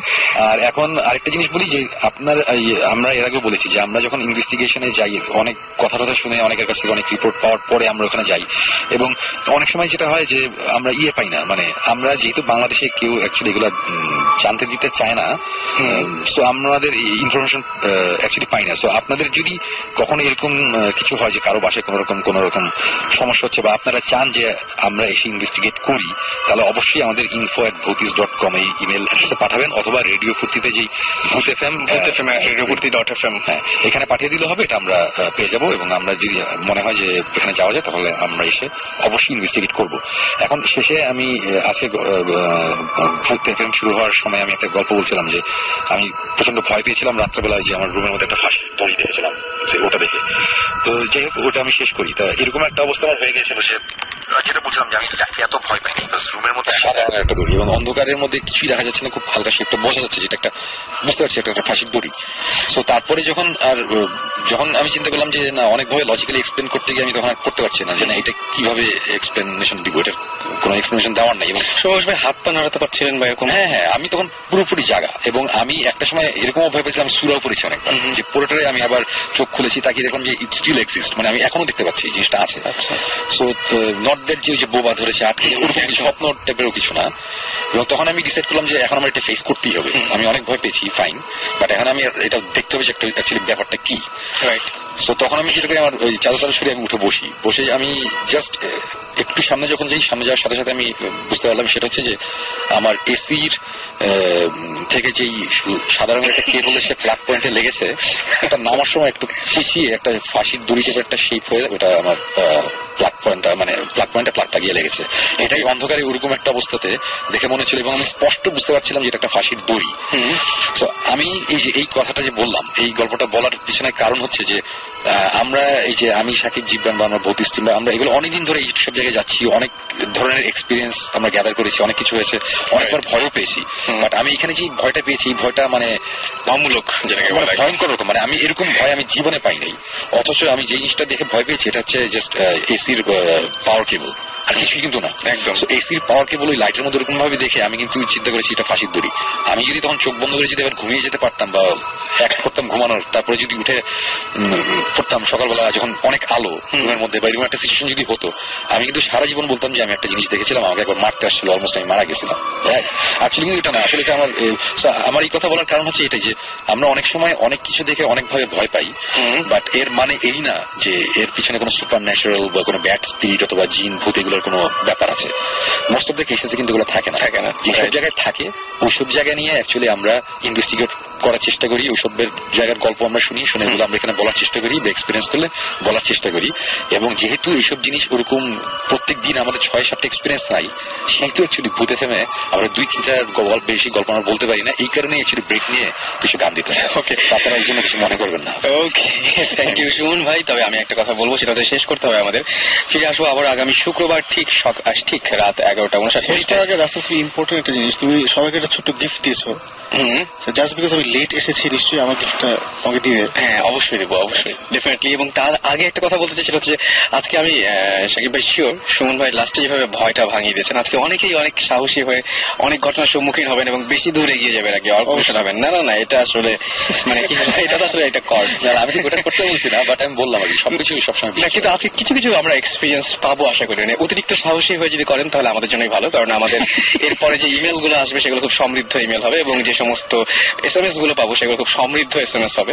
এবং আপনারা আসলে চাই এরকম সাহসী হয়ে ওঠেন এবং বেশি বেশি সাহস সঞ্চয় করে ভাবুন যে সবকিছুই মিথ্যা, এভাবে আরো অনেক বড় ঘটনার সম্মুখীন হন এবং ভূত এফএম আমাদের শেয়ার করেন, যাতে আমরা আরো বেশি রকমের আপনাদের কাছে ইনফর্ম হতে পারি। অলরাইট, আমরা শেষ করছি, কারণ ঘড়িতে অলমোস্ট সময় 2:01 ঘুমাতে হবে আপনাদের সবার এবং সুস্থ থাকতে হবে। সবার আগে ভূত এফএম শোনার জন্য প্রথম শর্ত হচ্ছে সুস্থ থাকতে হবে। আর শুরু কিছু একটা আমি জাস্ট লাস্টে দুটো কথা বলি, সেটা হচ্ছে আমি দুজনের কথা বলি। একটা হচ্ছে মুইজ আহমেদ আর একটা সাজিদ হাসান সিফা।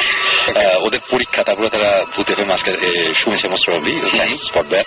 কিন্তু আমার কথা হচ্ছে পরীক্ষা খারাপ হলে আমাদের কোনো দোষ নাই এবং পরীক্ষাটা কিন্তু ভূতে দিবে না, পরীক্ষাটা ভূতে দিয়ে দিবে না। এবং ভূতের ভাবে যদি ভালো করে ফেলে তাহলে তো খুব ভালো, তাহলে আমাদের ক্রেডিট। তো সেই ভূতের ব্যাপারগুলো ঘটুক, ইনশাল্লাহ সেরকম ঘটবে। 2:01 বাজে সবার ঘুমাতে হবে। আর সবচেয়ে বড় শর্ত সেটা হচ্ছে যে ভূত এফএম শোনার জন্য সুস্থ থাকতে হবে। ভূত এফএম শোনার জন্য যে বাড়ি থেকে অনুমতি পাওয়ার জন্য, ভূত এফএম শোনার জন্য আগে থেকে পড়াশোনা সবকিছু গুছিয়ে রাখতে হবে। তো শেষ করছি ঘুমের গাড়িতে চড়ে আপনারা সবাই ঘুমিয়ে যান, তবে সেই ঘুম ঘুমাবেন না। টাটা।